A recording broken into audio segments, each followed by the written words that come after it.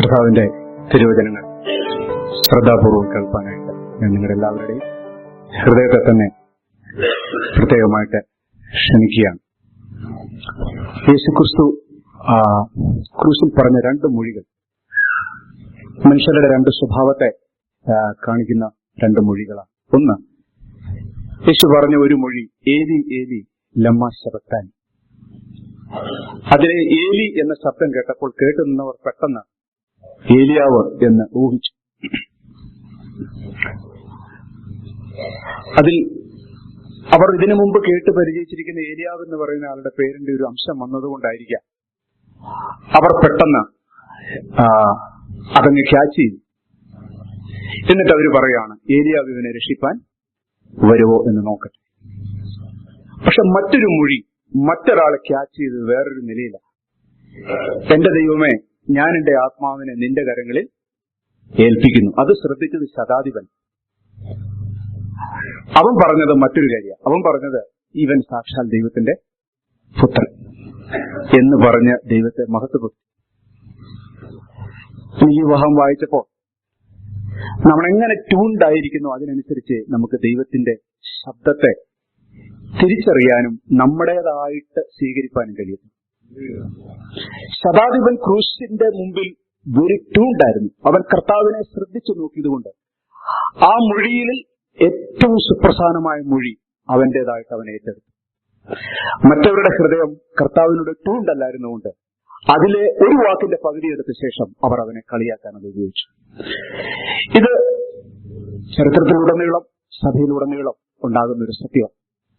കർത്താവിന്റെ തിരുവായ് മൊഴികളോട് നിങ്ങളുടെ ഹൃദയം ട്യൂൺഡായിരിക്കുന്നെങ്കിൽ മറ്റൊരാൾക്ക് കളുവാക്കായി തോന്നിയ കാര്യം പോലും നിങ്ങൾക്ക് ദൈവത്തെ മഹത്വപ്പെടുത്താനുള്ള ദൈവത്തിന്റെ വായിലെ മൊഴികളായിട്ട് തീരും. പ്രീസലോ, ഈ ഭാഗങ്ങൾ വേദഭാഗം വായിച്ചപ്പോൾ എന്നെ ഏറ്റവും കൂടുതൽ ഗ്രിപ്പ് ചെയ്തത്, കർത്താവെ, നിന്റെ മുമ്പിൽ ഇരിക്കുമ്പോൾ എന്റെ മനസ്സ് നിന്നെ പഴിക്കാനാണ്, നിന്നോട് ഉള്ള എന്റെ കംപ്ലൈന്റുകളുമായിട്ടാണ് ഞാൻ ഇരിക്കുന്നെങ്കിൽ ഞാൻ ആ വചനത്തിലെ ഒരു കാര്യം നിന്നെ പരിഹസിക്കാനായിട്ടായിരിക്കും ഞാൻ എടുക്കുന്നത്. അല്ല, എന്റെ കർത്താവിന്റെ മുമ്പിൽ എന്റെ ഹൃദയത്തെ അർപ്പിച്ചുകൊണ്ടാണ് ഞാൻ നിൽക്കുന്നതെങ്കിൽ തിരുവചനം ദൈവത്തെ മഹത്വപ്പെടുത്താനുള്ള നല്ല വേളകളായിത്തീരും. Price the Lord. കർത്താവ് നമുക്ക് തന്റെ വിലയേറിയ രക്തത്താൽ തന്ന നല്ല പുറപ്പാടിനായിട്ട് സ്തോത്രം. നമ്മളൊക്കെ രക്ഷിക്കപ്പെട്ടു.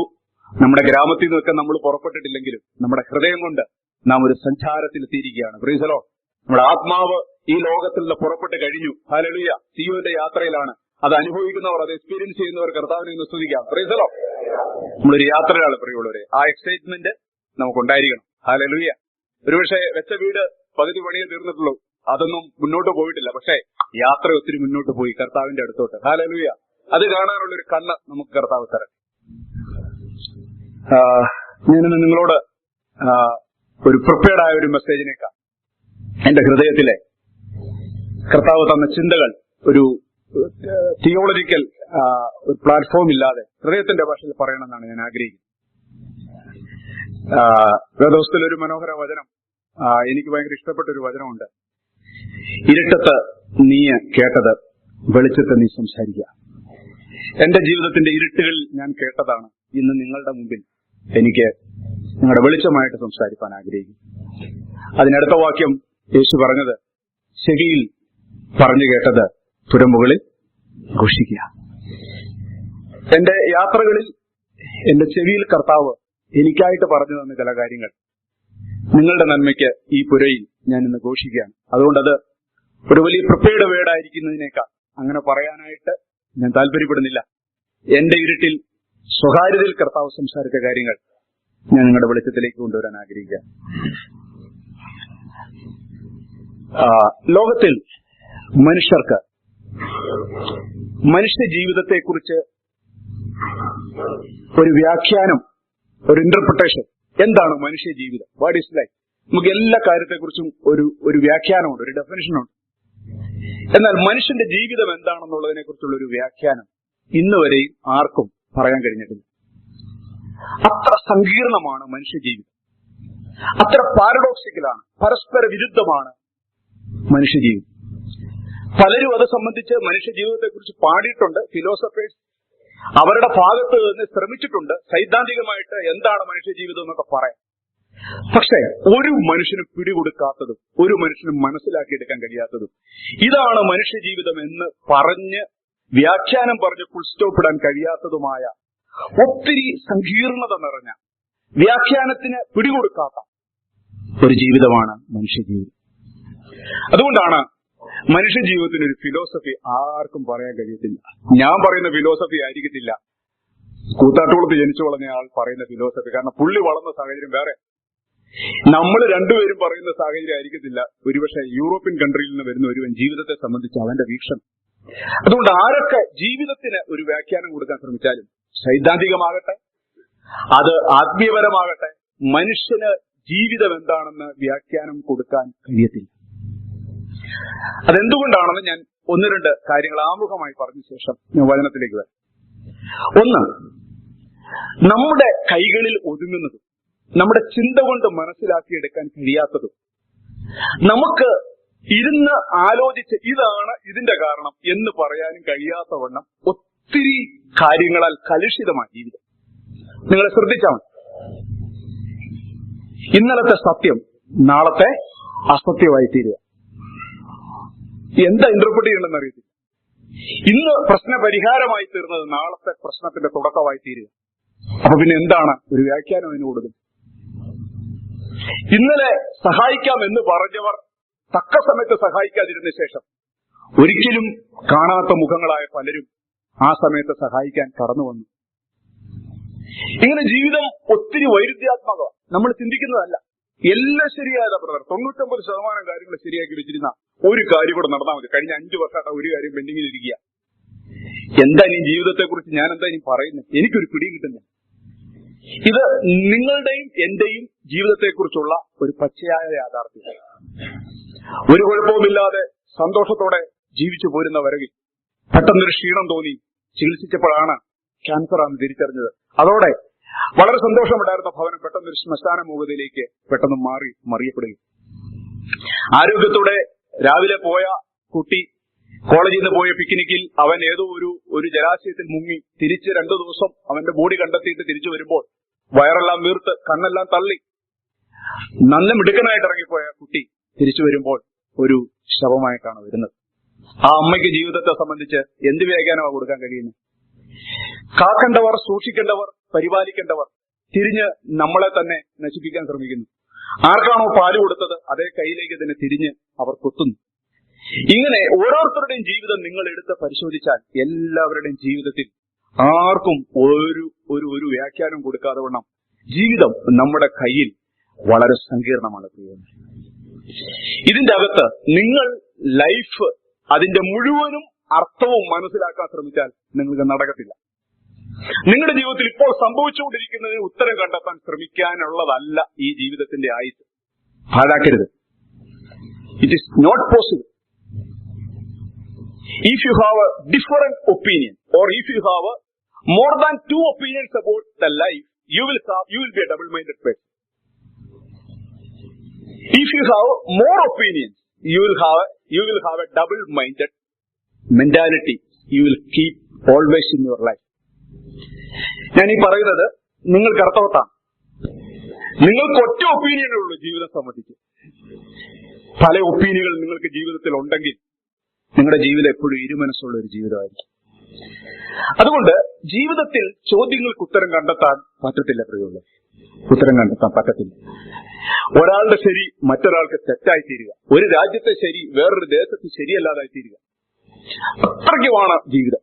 പിന്നെ നമ്മൾ ഇതിനെക്കുറിച്ചൊന്നും പഠിക്കാൻ ശ്രമിച്ചിട്ടില്ലാത്തതുകൊണ്ട് നമ്മൾ ഇതിനെ അത്ര ലാഘവത്തോടെയാണ് കാണുന്നത്. എനിക്കിപ്പോഴും അറിയാം, കേരളത്തിൽ ആദ്യമായി എയ്ഡ്സ് ഉണ്ടായ സമയത്ത് നടന്നൊരു സംഭവം ഞാനോട് സുവിശേഷ യോഗങ്ങളിലൊക്കെ പറഞ്ഞിട്ടുണ്ട്. വളരെ പ്രശസ്തനായ കേരളത്തിലെ ഡോക്ടർ, എല്ലാം കൊണ്ടും അദ്ദേഹം പ്രശസ്തനായിരുന്നു മാത്രമല്ല, കേരളത്തിൽ തന്നെ ഒരേ സമയത്ത് അനവധി ഹോസ്പിറ്റലുകളിൽ അദ്ദേഹത്തിന് പ്രാക്ടീസ് ഉണ്ടായിരുന്നു. ആ കാലഘട്ടത്തിൽ കേരളത്തിൽ വിലയേറിയ കാറുള്ള അദ്ദേഹം ആ പഞ്ചായത്തിൽ തന്നെ 2 നില വീട് പുള്ളിക്കാവുള്ളത്. കാരണം അദ്ദേഹത്തിന് അത്രയും നല്ല പ്രാക്ടീസ് ആവുള്ള. എല്ലാ ദിവസവും ഹോസ്പിറ്റലിൽ വന്ന ശേഷം വീട്ടു പഠിക്കൽ വലിയൊരു കൂട്ടം ജനം അദ്ദേഹത്തെ കാണാനായിട്ട് അദ്ദേഹത്തിന്റെ കൺസൾട്ടേഷന് വേണ്ടി കാത്തു നിൽക്കും. എല്ലാ ദിവസവും അദ്ദേഹം ഉറങ്ങുന്ന രാത്രി 12 മണിക്ക്. അത്രയ്ക്കും പ്രശസ്തനാണ്. ഹോസ്പിറ്റലിൽ നിന്ന് പുള്ളിയെ പിക്ക് ചെയ്യാനായിട്ട് ഹോസ്പിറ്റൽ അധികൃതർ അദ്ദേഹത്തിന് എല്ലാ ദിവസവും കാർ അയക്കും. കാരണം പുള്ളി താമസിച്ചാൽ ഹോസ്പിറ്റലിന്റെ വരുമാനം തന്നെ നഷ്ടമാകും. പ്രശസ്തൻ, എല്ലാം ഉണ്ട്, സ്വസ്ഥനായിരുന്നു, സമാധാനമുണ്ട്, കാറുണ്ട്, വീടുണ്ട്, ദേശത്ത് അറിയപ്പെട്ടിരുന്നു. അങ്ങനെ സ്വസ്ഥമായി ജീവിച്ചു വരുമ്പോൾ പെട്ടെന്ന് എവിടെയോ ട്രാക്ക് തെറ്റിയ പോലെ പോകുന്നു. ക്ഷീണം, ശരീരം പൊങ്ങുന്നില്ല, ഡിസെൻട്രി, പനി, വരുന്ന രോഗങ്ങളൊന്നും തന്നെ വിട്ടുമാറാതിരിക്കുന്നു. അതുവരെ ഉണ്ടായിരുന്ന പ്രസരിപ്പും ചുടിയുടുപ്പും രാത്രി 12 മണി വരെ രോഗികളെ കാണാനുള്ള തന്റെ ആരോഗ്യമൊക്കെ എവിടെയോ നഷ്ടപ്പെട്ടു പോകുന്ന പോലെ തോന്നുന്നു. ഡോക്ടറായി ആയിരുന്നത് കൊണ്ട് നല്ല ചികിത്സ അന്വേഷിക്കാൻ അദ്ദേഹത്തിന് കഴിഞ്ഞതുകൊണ്ട് അദ്ദേഹം ചെന്നു, കണ്ടു, അന്വേഷിച്ചു. അദ്ദേഹത്തിന് ആ സമയത്ത് മനുഷ്യർക്ക് വളരെ കുറച്ചു പേർക്ക് മാത്രം കേൾവിയുള്ള എയ്ഡ്സ് എന്ന് പറഞ്ഞ മാരക രോഗത്തിന് അദ്ദേഹം അടിമയായിരുന്നു. പെട്ടെന്ന് കാര്യങ്ങൾ അങ്ങ് തകിടം പറഞ്ഞു പ്രിയമുള്ളവർ. അതുവരെ ഇത് തന്റെ ജീവിതത്തിന്റെ സ്വകാര്യ ദുഃഖമായിരുന്നെങ്കിൽ പെട്ടെന്നത് സമൂഹത്തിലേക്ക് പടർന്നു. ആ പ്രശസ്തനായ മനുഷ്യൻ ഒരു എയ്ഡ്സ് രോഗിയാണ്. പതിയെ ഹോസ്പിറ്റലിൽ നിന്നുള്ള വിളികൾ കുറഞ്ഞു. ഹോസ്പിറ്റലുകാർ തന്നെ വിളിക്കാതായി. കാരണം എയ്ഡ്സിനെ കുറിച്ച് ആൾക്കാർക്കൊക്കെ ഒത്തിരി തെറ്റായ ധാരണകളുണ്ട്. അദ്ദേഹത്തിന്റെ സമൂഹത്തിൽ നിന്ന് അദ്ദേഹം ഒറ്റപ്പെട്ടു. അദ്ദേഹത്തിന്റെ വീട്ടിൽ പത്രം കൊണ്ടിടുന്നയാൾ പത്രം കൊണ്ടിരുന്ന് നിർത്തി. അദ്ദേഹത്തിന് ആശങ്കയാണ്. പാലുകാരൻ പാല് സപ്ലൈ ചെയ്ത് നിർത്തി. വീട്ടിൽ എല്ലാ ദിവസവും വരുമ്പോൾ ഒരു കൂട്ടം ആൾക്കാരെ വകഞ്ഞു മാറ്റി അകത്ത് കയറാൻ പറ്റത്തുള്ളൂ. ഇപ്പോൾ പഠിക്കൽ 1, 2, 3 പേരെ അറിയാതെ എങ്ങാണ്ട് ദൂരത്തുനിന്ന് വന്നവരാ. എല്ലാവരും കൈയൊഴിഞ്ഞു. ഇപ്പോൾ ഈ ഡോക്ടർ പ്രാക്ടീസ് ഇല്ല, കൊണ്ടുപോകാൻ ഹോസ്പിറ്റലിൽ നിന്ന് കാർ വരുന്നില്ല, പാലുകാരൻ ആ വഴി നിർത്തി, പത്രക്കാരൻ പത്രം നിർത്തി, പുറത്തിറങ്ങി പത്രം വായിക്കാമെന്ന് വെച്ചാൽ നാട്ടിൽ കുശൂശു. അങ്ങനെ ഒറ്റയ്ക്കൊരു മനുഷ്യൻ, അന്ന് വരെ പത്രാസിലിരുന്നൊരു മനുഷ്യൻ ഏകനായി വീട്ടിൽ മൂലയിൽ കീഴോട്ട് തലയും കുനിച്ചിരുന്നു. ശരീരം അപ്പോഴേക്കും ക്ഷീണിച്ചു. എല്ലാവരും കൂടെ ഇല്ലാത്തപ്പോഴും കൂടെ ഉണ്ടാകുമെന്ന് പ്രതീക്ഷിച്ച തന്റെ കുടുംബവും അതും സംഭവിച്ചു. അന്ന് താൻ കീഴോട്ട് കുനിഞ്ഞ് നഖം കടിച്ചിരിക്കുമ്പോൾ തന്റെ ഭാര്യയും പിള്ളേരും പെട്ടി കൂട്ടി സിബിടുന്ന ഒച്ചയാണ് പുള്ളി കേൾക്കുന്നത്. അവരും വീട്ടിൽ നിന്ന് ഇറങ്ങിപ്പോയി. അങ്ങനെ പുറത്തിറങ്ങാൻ മടി, മാന്യനായ മനുഷ്യൻ പുറത്തിറങ്ങാൻ മടിയുള്ളവനായി ആ വീടിന്റെ മൂലയിൽ ഒറ്റയ്ക്ക് തനിച്ച് നിരാശനായി എല്ലും തോലുമായിട്ടിരുന്നു. അവിടെ മരിച്ചു. അദ്ദേഹത്തിന്റെ ശവകടം നടക്കിയത് സർക്കാരാ നടത്തി. പ്രിയമുള്ളവരെ, എന്താ ഇതിനൊരു വ്യാഖ്യാനം? ആ മനുഷ്യന്റെ കൂടെ ആ ഭാര്യ നിൽക്കണമായിരുന്നു? അതോ ആ സ്ത്രീയെ ചതിച്ച മനുഷ്യനെ കൈവിടുന്നതാണോ നല്ലത്? ആ സ്ത്രീയോട് ജീവിതത്തിനൊരു വ്യാഖ്യാനം പറഞ്ഞാൽ അവർക്കൊന്നും മനസ്സിലാകും. ഇത് നാട്ടുകാരുടെ കാര്യം, നിങ്ങളുടെ കാര്യം എടുക്കാം. കർത്താവിനെ സ്നേഹിക്കുന്നു, കർത്താവിനെ സേവിക്കുന്നു, ആത്മാർത്ഥമായി അറിഞ്ഞ സത്യത്തിനു വേണ്ടി നിൽക്കുന്നു. പക്ഷെ നിനയാത്ത സമയത്ത് ആകസ്മികമായ കാര്യങ്ങൾ കൊണ്ട് നിങ്ങളുടെ ജീവിതം ചില സമയത്ത് കാറ്റത്ത് ആടി ഉലഞ്ഞു പോകാറുണ്ട്.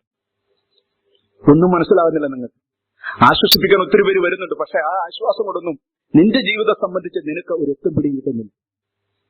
പെട്ടെന്നാണ് കാര്യങ്ങൾ തകിടം മറിയുന്നത്. അതുകൊണ്ട് സങ്കീർത്തനക്കാരൻ ഇങ്ങനെ പറഞ്ഞത്, കുറ്റമില്ലായ്മയിൽ ഞാൻ എന്റെ കൈകളെ കഴുകിയത് വ്യർത്ഥമെന്ന് രക്ഷിക്കപ്പെട്ടവർ 90% ആൾക്കാർ ഒരിക്കലെങ്കിലും ജീവിതത്തിൽ പറഞ്ഞിട്ടുണ്ട്.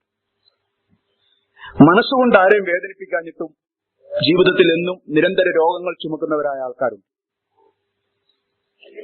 തങ്ങളുടേതായ ജീവിതത്തിലെ സത്യസന്ധത കീപ്പ് ചെയ്തിട്ടും സത്യസന്ധരല്ലാത്തവർ മുന്നേറുന്ന കാണുമ്പോൾ പതച്ചു നിൽക്കേണ്ടി വന്നവർക്ക് ജീവിതത്തെക്കുറിച്ച് എന്താണ് വ്യാഖ്യാനം? കള്ളനോട്ടടിക്കുന്നവന്റെ വീട് ഭൂമി ഉലുക്കത്തിൽ താഴെ വീഴുന്നില്ല. ജീവിതത്തിൽ പരമാർത്ഥത്തോടെ ജീവിച്ച ഒരുവന്റെ കുടില് സുനാമി എടുത്ത് കീഴ്മേൽ മറിച്ചു കളഞ്ഞു. അവനെല്ലാം നഷ്ടപ്പെട്ടു. മനുഷ്യന് ഒത്തിരി ചോദ്യങ്ങളുണ്ട് ദൈവത്തോട്. അവൻ എല്ലാ ചോദ്യത്തിനും ഉത്തരം കണ്ടെത്താൻ ഈ ആയുസ് കൊണ്ട് കിണഞ്ഞു പരിശ്രമിക്കുക. ദൈവമക്കൾക്കും ഇതേ പ്രശ്നമുണ്ട്. എനിക്കും ഉണ്ടായിരുന്നു. ആരും അറിയാതെ ഒരു കാലത്ത് കർത്താവിനെ സേവിച്ചപ്പോൾ കടന്നുപോയ മഹാപീഠകളിൽ കടന്ന് കേരളത്തിലൊക്കെ വരുമ്പോൾ കേരളത്തിലൊക്കെ ദൈവദാസന്മാർക്ക് വളരെ സന്തോഷത്തോടും ആരോഗ്യത്തോടും നല്ല പുഷ്ടിയോടൊക്കെ ജീവിക്കുമ്പോൾ എനിക്കും തോന്നിയിട്ടുണ്ട്, നമ്മൾ ഈ അധ്വാനിക്കുന്നൊന്നും ദൈവം കാണുന്നു. വൈകി വന്നവർ നമ്മളെക്കാളും ഭൗതിക നിലയിൽ മുന്നേറി പോകുമ്പോൾ നാളുകളായിട്ട് അധ്വാനിക്കുകയും കൈക്കൂലി കൊടുക്കാതിരിക്കുകയും അന്യായ ലാഭം ഉണ്ടാക്കാതെ ബിസിനസ് ചെയ്യുകയും ചെയ്തിട്ടും എനിക്ക് ഇതുവരെ ഒന്നും സാധിച്ചില്ല. അവന്മാർ മുഴുവനും ബോഷ്ടിനടിമയാണ്. പക്ഷെ അവർക്ക് വെച്ചടി വെച്ച് മുന്നേറ്റമാണ്. ഇവരെ എല്ലാം കൂടെ ചേർത്ത് നിർത്തിയാൽ ഏത് ഭക്തനും ഒന്ന് വിറച്ചു പോകും. കുറ്റമില്ലായ്മയിൽ കൈ കഴുകിയത് വൃഥാവായി പോയോ? ഇങ്ങനൊരു പ്രശ്നത്തിൽ നമ്മുടെ ഹൃദയങ്ങളെല്ലാം ആടിയിലയാറുണ്ട്. അതുകൊണ്ട് നാം സാധാരണ ചെയ്യുന്ന കാര്യം എന്താണെന്നറിയാം? ഈ ജീവിതത്തിലെ എല്ലാ കാര്യങ്ങൾക്കും ഉത്തരം കണ്ടെത്താൻ നാം ശ്രമിക്കും. രോഗം മാറാത്തപ്പോൾ രോഗത്തിന് ഉത്തരം കണ്ടെത്താൻ ശ്രമിക്കും. ബിസിനസ് നന്നാകാതിരിക്കുമ്പോൾ അതിന് ഉത്തരം കണ്ടെത്താൻ ശ്രമിക്കും. അന്യായ ലാഭം ഉണ്ടാക്കാനിട്ടും എനിക്ക് കയറ്റമില്ല. അന്യായ ലാഭം ഉണ്ടാക്കുന്നവർക്ക് നല്ല സാമ്പത്തിക ശേഷി. പക്ഷെ ഞാൻ നിങ്ങളോട് പറയട്ടെ, നിങ്ങളുടെ ഈ ചോദ്യങ്ങൾക്കൊന്നും വേദോസവും ഉത്തരം തരുന്നില്ല. ഭാഗികമായി ചില ഉത്തരങ്ങൾ ലഭിച്ചെന്നിരിക്കാം. ദൈവം നിങ്ങളോട് മൗനമായിട്ടിരിക്കുക. ഒരു കാര്യമാണ് ഞാൻ വിശ്വസിക്കുന്നത് ഇതെല്ലാം സംബന്ധിച്ച്. എന്റെ ഇതുപോലുള്ള ഇരുട്ടുകളിൽ ഞാനും ചോദിച്ച ചോദ്യങ്ങൾക്ക് കർത്താവ് വെളിച്ചത്ത് പറയാൻ തന്ന ചില കാര്യങ്ങൾ ഞാൻ നിങ്ങളോട് പറയാം. ദൈവത്തെ നിങ്ങൾ നിസ്വാർത്ഥമായി സ്നേഹിച്ചു മുന്നേറുമ്പോൾ നിങ്ങളുടെ ജീവിതം വൈരുദ്ധ്യാത്മകമായിട്ട് മാറിക്കൊണ്ടിരിക്കും. സംശയമില്ല. ഈ ഒരു ജീവിതം ദൈവത്തെ കണ്ടെത്താൻ നിനക്ക് തന്നത് നിന്റെ ജീവിതത്തിലെ ഉത്തരങ്ങൾക്ക്, ചോദ്യങ്ങൾക്കെല്ലാം മറുപടി കൊടുക്കാനല്ല ഈ 70 വയസ്സ്. മറിച്ച് യഹോവ തന്നെ ദൈവമെന്ന് അറിഞ്ഞുകൊള്ളാൻ മാത്രം തന്നതാ ഈ ആയുസ്. ഞാൻ ഇന്ന് നിങ്ങളോട് സംസാരിക്കുമ്പോൾ എല്ലാ ഫിലോസഫി എല്ലാം മാറ്റിവെച്ചിട്ട് ഒരു സാധാരണക്കാരനെ പോലെ ഞാൻ നിങ്ങളോട് സംസാരിക്കാം. നിങ്ങളുടെ ചോദ്യങ്ങൾക്ക് മറുപടി നൽകാനല്ല ദൈവം ഈ ആയുസ് കൊണ്ട് മെനക്കെടുന്നത്. ദൈവം നിങ്ങളെ വളരെ വൈരുദ്ധ്യാത്മകമായ അനുഭവത്തിലൂടെ കൊണ്ടുപോകും. ഒരായുസ് മുഴുവൻ കർത്താവിനെ സേവിച്ച ശേഷവും ഒരുപക്ഷെ രോഗക്കിടക്കയിൽ കിടന്നായിരിക്കാം നീ മരിക്കുന്നത്. കർത്താവിനെ സേവിക്കാൻ പോയിട്ട് കൂട്ടായ്മ പോലും ക്രമമായിട്ട് വരാത്തവന് ആരോഗ്യത്തോടെ മരിച്ചെന്നിരിക്കാം. ഇതെല്ലാം കണ്ട് നാം പകച്ചു നിൽക്കും. ചില ദൈവദാസന്മാർ അപമാനത്തിൽ വിതയ്ക്കപ്പെടും. തേജസ്സിൽ ഉയർക്കുന്നത് നാം കാണുന്നില്ലല്ലോ. ചിലർ അപമാനിതരാകാതെ വിതയ്ക്കപ്പെടും.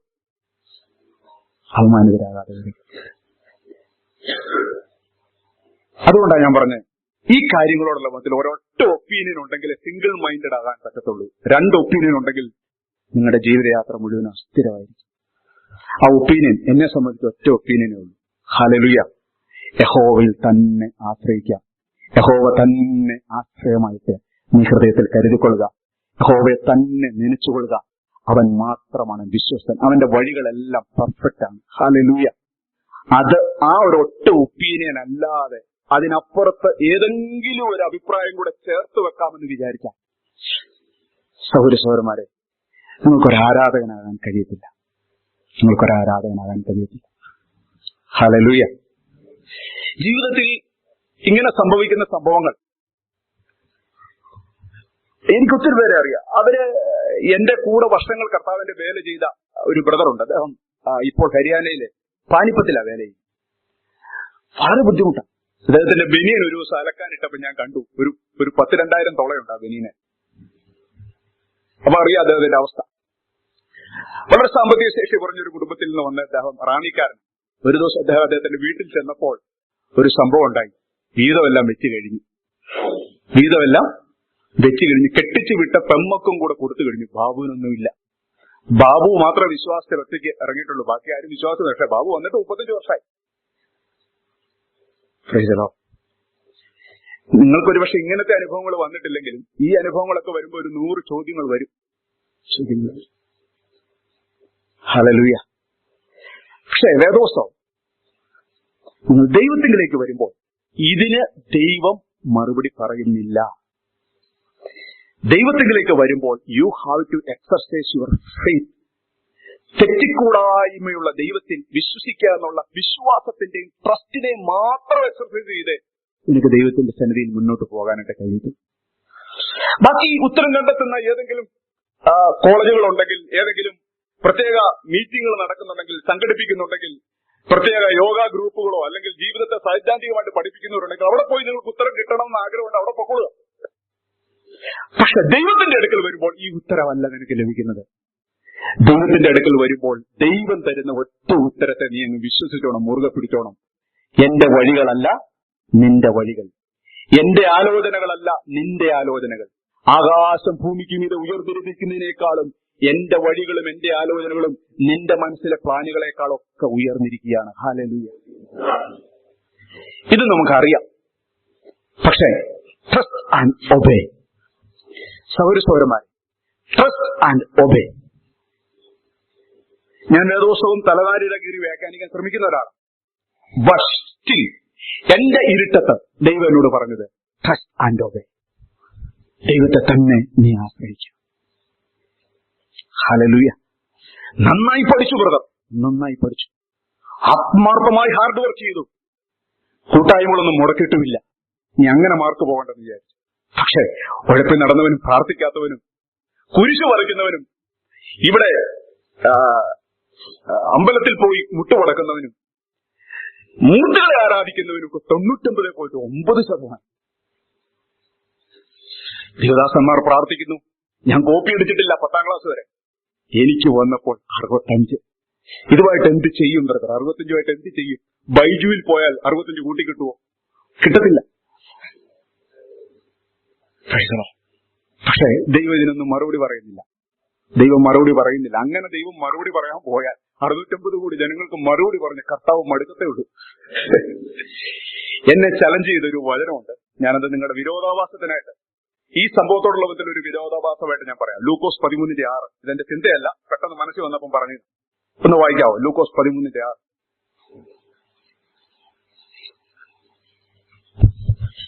അവൻ ഈ ഉപമയും പറഞ്ഞു. യെസ്.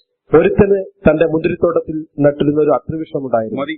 ഒറ്റ വാക്യത്തിൽ ജീവിതത്തിന്റെ വിരോധാഭാസം എഴുതിയിട്ടുണ്ട്. ശ്രദ്ധിച്ചോ?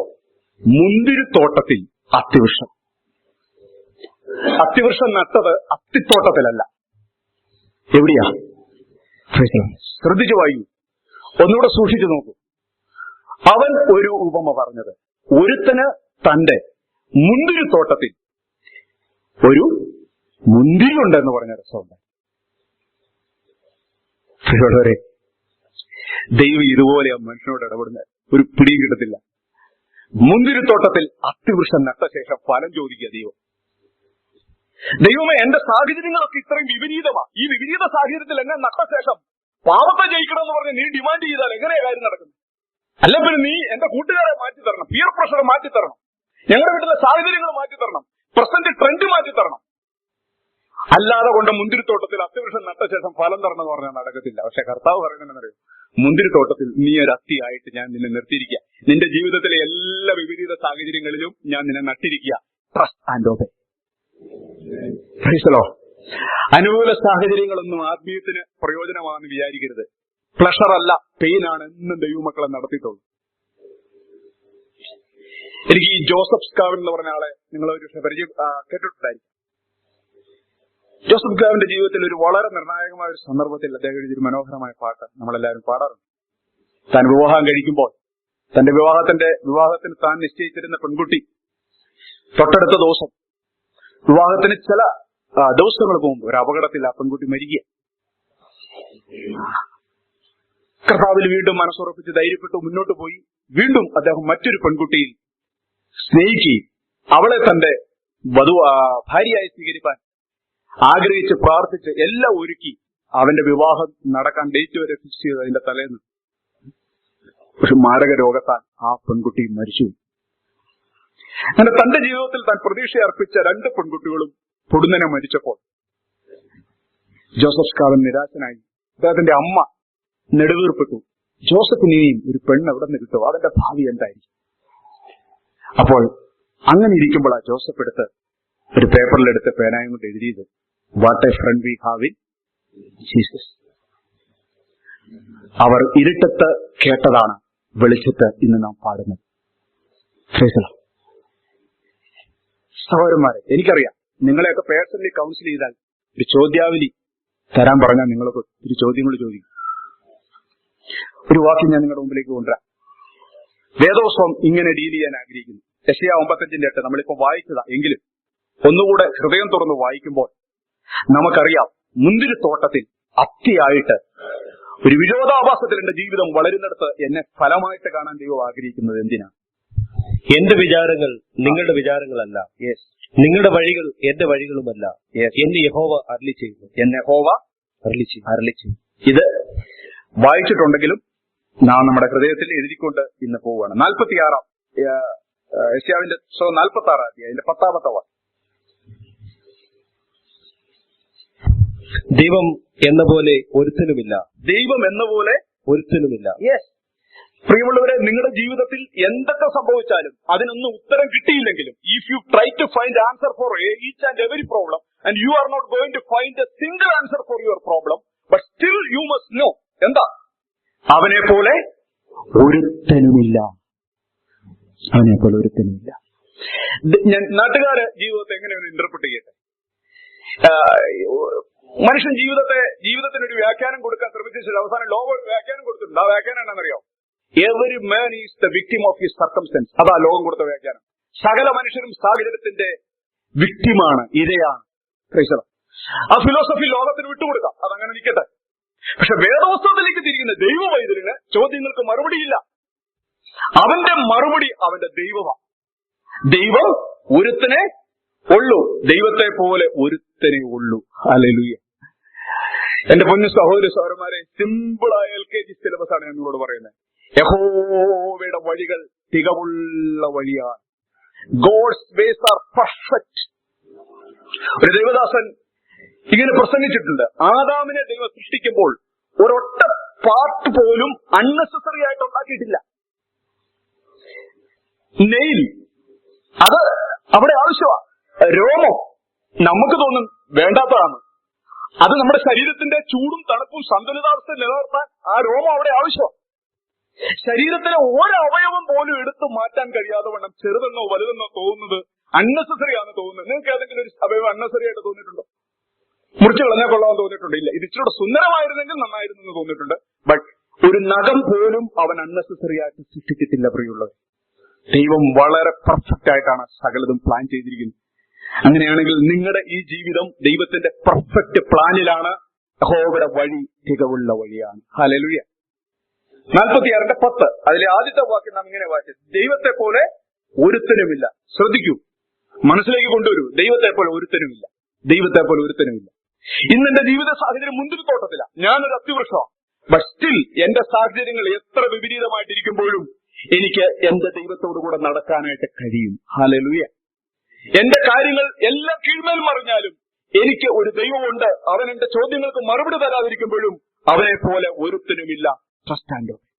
അതിന്റെ അടുത്ത വാക്യം, ആരംഭത്തിൽ തന്നെ അവസാനവും. എന്തുകൊണ്ടാണ് ഞാൻ അവനെ ആശ്രയിക്കുന്നറിയോ? ആരംഭത്തിങ്കിൽ തന്നെ അവസാനവും പൂർവകാലത്ത് തന്നെ മേലാൽ സംഭവിക്കാനുള്ളതും ഞാൻ പ്രസ്താവിക്കുന്നു. ഞാൻ കണ്ണു അടച്ച് വിശ്വസിക്കുന്ന എന്റെ ദൈവത്തിന്റെ പ്രത്യേകത ആരംഭത്തിങ്കിൽ തന്നെ അവസാനം അറിയാവുന്ന, പൂർവകാലത്ത് തന്നെ മേലാൽ സംഭവിക്കാനുള്ള അറിയാവുന്ന ഒരുവനെ ഞാൻ വിശ്വാസം എക്സർസൈസ് ചെയ്തുകൊണ്ട് ഞാനങ്ങ് മുറുകെ പിടിക്കുക.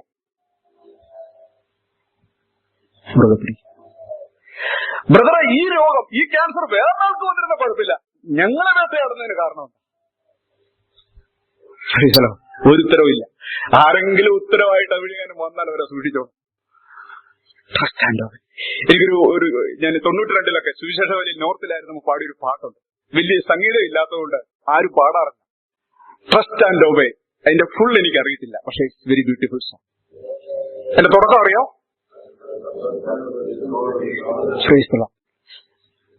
വളരെ ബ്യൂട്ടിഫുൾ. ഒറ്റയ്ക്കിരുന്ന് പാടാനുള്ള നല്ലൊരു പാട്ട്. His faithful. നിങ്ങൾ അങ്ങ് കണ്ണുടച്ച് വിശ്വസിക്കുക. എന്താ? ആരംഭത്തിൽ തന്നെ അവസാനം, പൂർവകാലത്ത് തന്നെ മേലാൽ സംഭവിക്കാനുള്ളത് ആർക്കെങ്കിലും പ്രസ്താവിക്കാൻ കഴിയുമെങ്കിൽ ഞാൻ സേവിക്കുന്ന എന്റെ ദൈവത്തിനാണ്. അതുകൊണ്ട് ഈ മുന്തിരിത്തോട്ടത്തിൽ വിപരീത സാഹചര്യത്തിൽ ഞാൻ ജീവിക്കുമ്പോഴും ഒരത്തിയായി വളരാൻ അവൻ എനിക്ക് കൃപ നൽകുന്ന ദൈവമാണ്. ഹല്ലേലൂയ. യെശയ്യാപ്രവാചകൻ 30-ാം അധ്യായത്തിന്റെ 15-ാമത്തെ വാക്യത്തിലും വേദപുസ്തകം നമ്മളോട് പറയുന്ന, അല്ലെങ്കിൽ ജീവിതത്തെ സംബന്ധിച്ച് വേദപുസ്തകം നമുക്ക് തരാൻ ആഗ്രഹിക്കുന്ന ഒരു വ്യാഖ്യാനം 30:15. ഇസ്രായേലിന്റെ പരിശുദ്ധനായി യഹോവയായ കർത്താവ് ഇപ്രകാരം അരുളി ചെയ്യുന്നു, മനം തിരിഞ്ഞ് അടങ്ങിയിരുന്നാൽ നിങ്ങൾ രക്ഷിക്കപ്പെടും. അടങ്ങിയിരിക്കുക.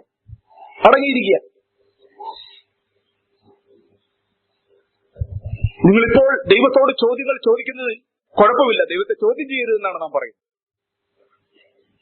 സുനാമിയിൽ എത്ര കുഞ്ഞുങ്ങൾ മുങ്ങി മരിച്ചു എന്നുള്ള ചോദ്യം കൊണ്ട് നീ വേട്ടയാടപ്പെടരുത്. Leave to God. ദൈവത്തിന്റെ കയ്യിലേക്ക് കൊടുക്കുക. ഹിരോഷിമയിലും നാഗസാക്കിയിലും അനുഭവം പൊട്ടിയ ശേഷം എത്ര ആയിരങ്ങൾ വെറുതെ ചത്തുടങ്ങി എന്നുള്ളത് ദൈവത്തിന് വിട്ടുകൊടുക്കുക. എന്നിട്ട് ദൈവത്തിന്റെ അടുക്കൽ വന്നിട്ട് പറയുക, നീ തന്നെ ദൈവം. ആരംഭത്തേക്ക് തന്നെ അവസാനം അറിയാവുന്ന ദൈവത്തെ വിശ്വാസം കൊണ്ട് ഡീൽ ചെയ്യുന്നില്ലെങ്കിൽ, വിശ്വാസത്തിനപ്പുറം if you have to more opinions, എന്നും ഈ ആരാധനയ്ക്ക് നടുവിലും ഒരു ഡബിൾ മൈൻഡഡ് മനുഷ്യനായിട്ട് നീ ഇരിക്കും. ആരാധിക്കാൻ പൊങ്ങുമ്പോൾ നിന്നിലെ നീതിബോധം ഉണരും. ദൈവത്തെ സ്തുതിക്കാമെന്ന് പറയുമ്പോൾ നിന്റെ ജീവിതത്തിൽ സംഭവിച്ചുകൊണ്ടിരിക്കുന്ന വിരോധാഭാസമായ കാര്യങ്ങളെല്ലാം നിന്റെ മനസ്സിലേക്ക് എഴുന്നേറ്റ് വരും. അങ്ങനെ നിനക്കൊരു ആരാധന നഷ്ടപ്പെട്ട ഒരു മനുഷ്യനായിത്തീരും. ഞാൻ ഇങ്ങനെ ചിന്തിക്കാറുണ്ട്, ഒരു ദൈവ പൈതലിന്റെ ആരാധനയുടെ ഹൃദയം നഷ്ടപ്പെട്ടാൽ പിന്നെ അവനെ എന്തിനു കൊള്ളാം? സുവിശേഷവല നഷ്ടപ്പെട്ടാലും കുഴപ്പമില്ല. പ്രസംഗത്തിന്റെ കഴിവ് നഷ്ടപ്പെട്ടാലും കുഴപ്പമില്ല. ഇതൊന്നും ഒത്തിരി നാളെ നിൽക്കുമെന്നൊന്നും ആർക്കും ദൈവം ഗ്യാരണ്ടി കൊടുത്തിട്ടില്ല. ഇന്ന് കാണുന്ന ഈ പ്രസക്തി എല്ലാം നഷ്ടപ്പെട്ടു പോകാൻ ഒറ്റ സെക്കൻഡ് മതി. പക്ഷെ എന്റെ ജീവിതത്തെ ദൈവവുമായിട്ടുള്ള ബന്ധത്തിൽ ഏറ്റവും പ്രസക്തമാക്കുന്നത്, എന്റെ ഇൻഗ്രീഡിയന്റ് അവനോടുള്ള ആരാധനയാണ്. Hallelujah. Praise the lord. Praise the lord. I want to tell you, worship is not an act, worship is a state. ആരാധന ഒരു പ്രവൃത്തിയല്ല, ആരാധന ഒരു അവസ്ഥയാണ്. Price the Lord. ഇവിടെ നമ്മൾ പറയുമ്പോൾ ഇങ്ങനെയൊക്കെ പറയും, നമുക്ക് ആരാധിക്കാം. അതൊരു പ്രവൃത്തിയായിട്ട് നിങ്ങൾ കാണരുത്. It is A state. നിങ്ങളുടെ അവസ്ഥയാണ്, നിങ്ങളുടെ ജീവിതത്തിന്റെ അവസ്ഥയാണ്. നിങ്ങൾ ആരാധകനായിരിക്കുന്നു. Price the Lord. ബൈബിളിലെ ഒരു വാക്ക് പ്രത്യേകം ശ്രദ്ധിച്ചാൽ, നിങ്ങൾ നന്ദി ഉള്ളവരായിരിക്കും എന്നാണ് പറഞ്ഞിരിക്കുന്നത്. നന്ദി പറയാൻ അല്ല പറഞ്ഞിരിക്കുന്നത്, നന്ദി ഉള്ളവരായിരിക്കും. നന്ദി പറയുന്നതും നന്ദി ഉള്ളവരായിരിക്കുന്നതും തമ്മിൽ വളരെ വ്യത്യാസമുണ്ട്. ഒരാളുടെ ബൈക്കിൽ കയറിയിട്ട് ഇവിടെ വരെ നമ്മളെ ഡ്രോപ്പ് ചെയ്താൽ താങ്ക് യു എന്ന് പറയാം. പക്ഷെ നന്ദി ഉള്ളവനായിരിക്കണം നമുക്ക് നിർബന്ധമൊന്നുമില്ല. പറയുന്നതും ഉള്ളതും തമ്മിൽ വ്യത്യാസം. ദൈവം നമ്മളോട് ആഗ്രഹിക്കുന്നത് ആ സ്റ്റേറ്റ്. ദൈവത്തോട് എന്തായിരിക്കണം? നന്ദി ഉള്ളവരാകുക. Thank you thank you thank you thank you എന്ന് പറയുന്നതൊന്നും കർത്താവിന് ഇഷ്ടപ്പെടുന്നില്ല. കർത്താവിന് നിങ്ങളുടെ ഹൃദയത്തിലെ നന്ദി അറിയാം. Praise the lord. ഹല്ലേലൂയ. ദൈവം നിങ്ങളെ ആരാധിച്ച് ആക്ട് ചെയ്തോ അധ്വാനിച്ചോ എന്നുള്ളതല്ല വിഷയം. നീ ഒരു ആരാധനയുടെ സ്റ്റേറ്റുള്ള അനുഭവമുള്ള ഒരു മനുഷ്യനാണ്. ബ്യൂട്ടിഫുൾ. ജോസഫ് സ്കാവനായിട്ട് ഞാൻ ദൈവത്തിന് സ്തോത്രം ചെയ്യുന്നു.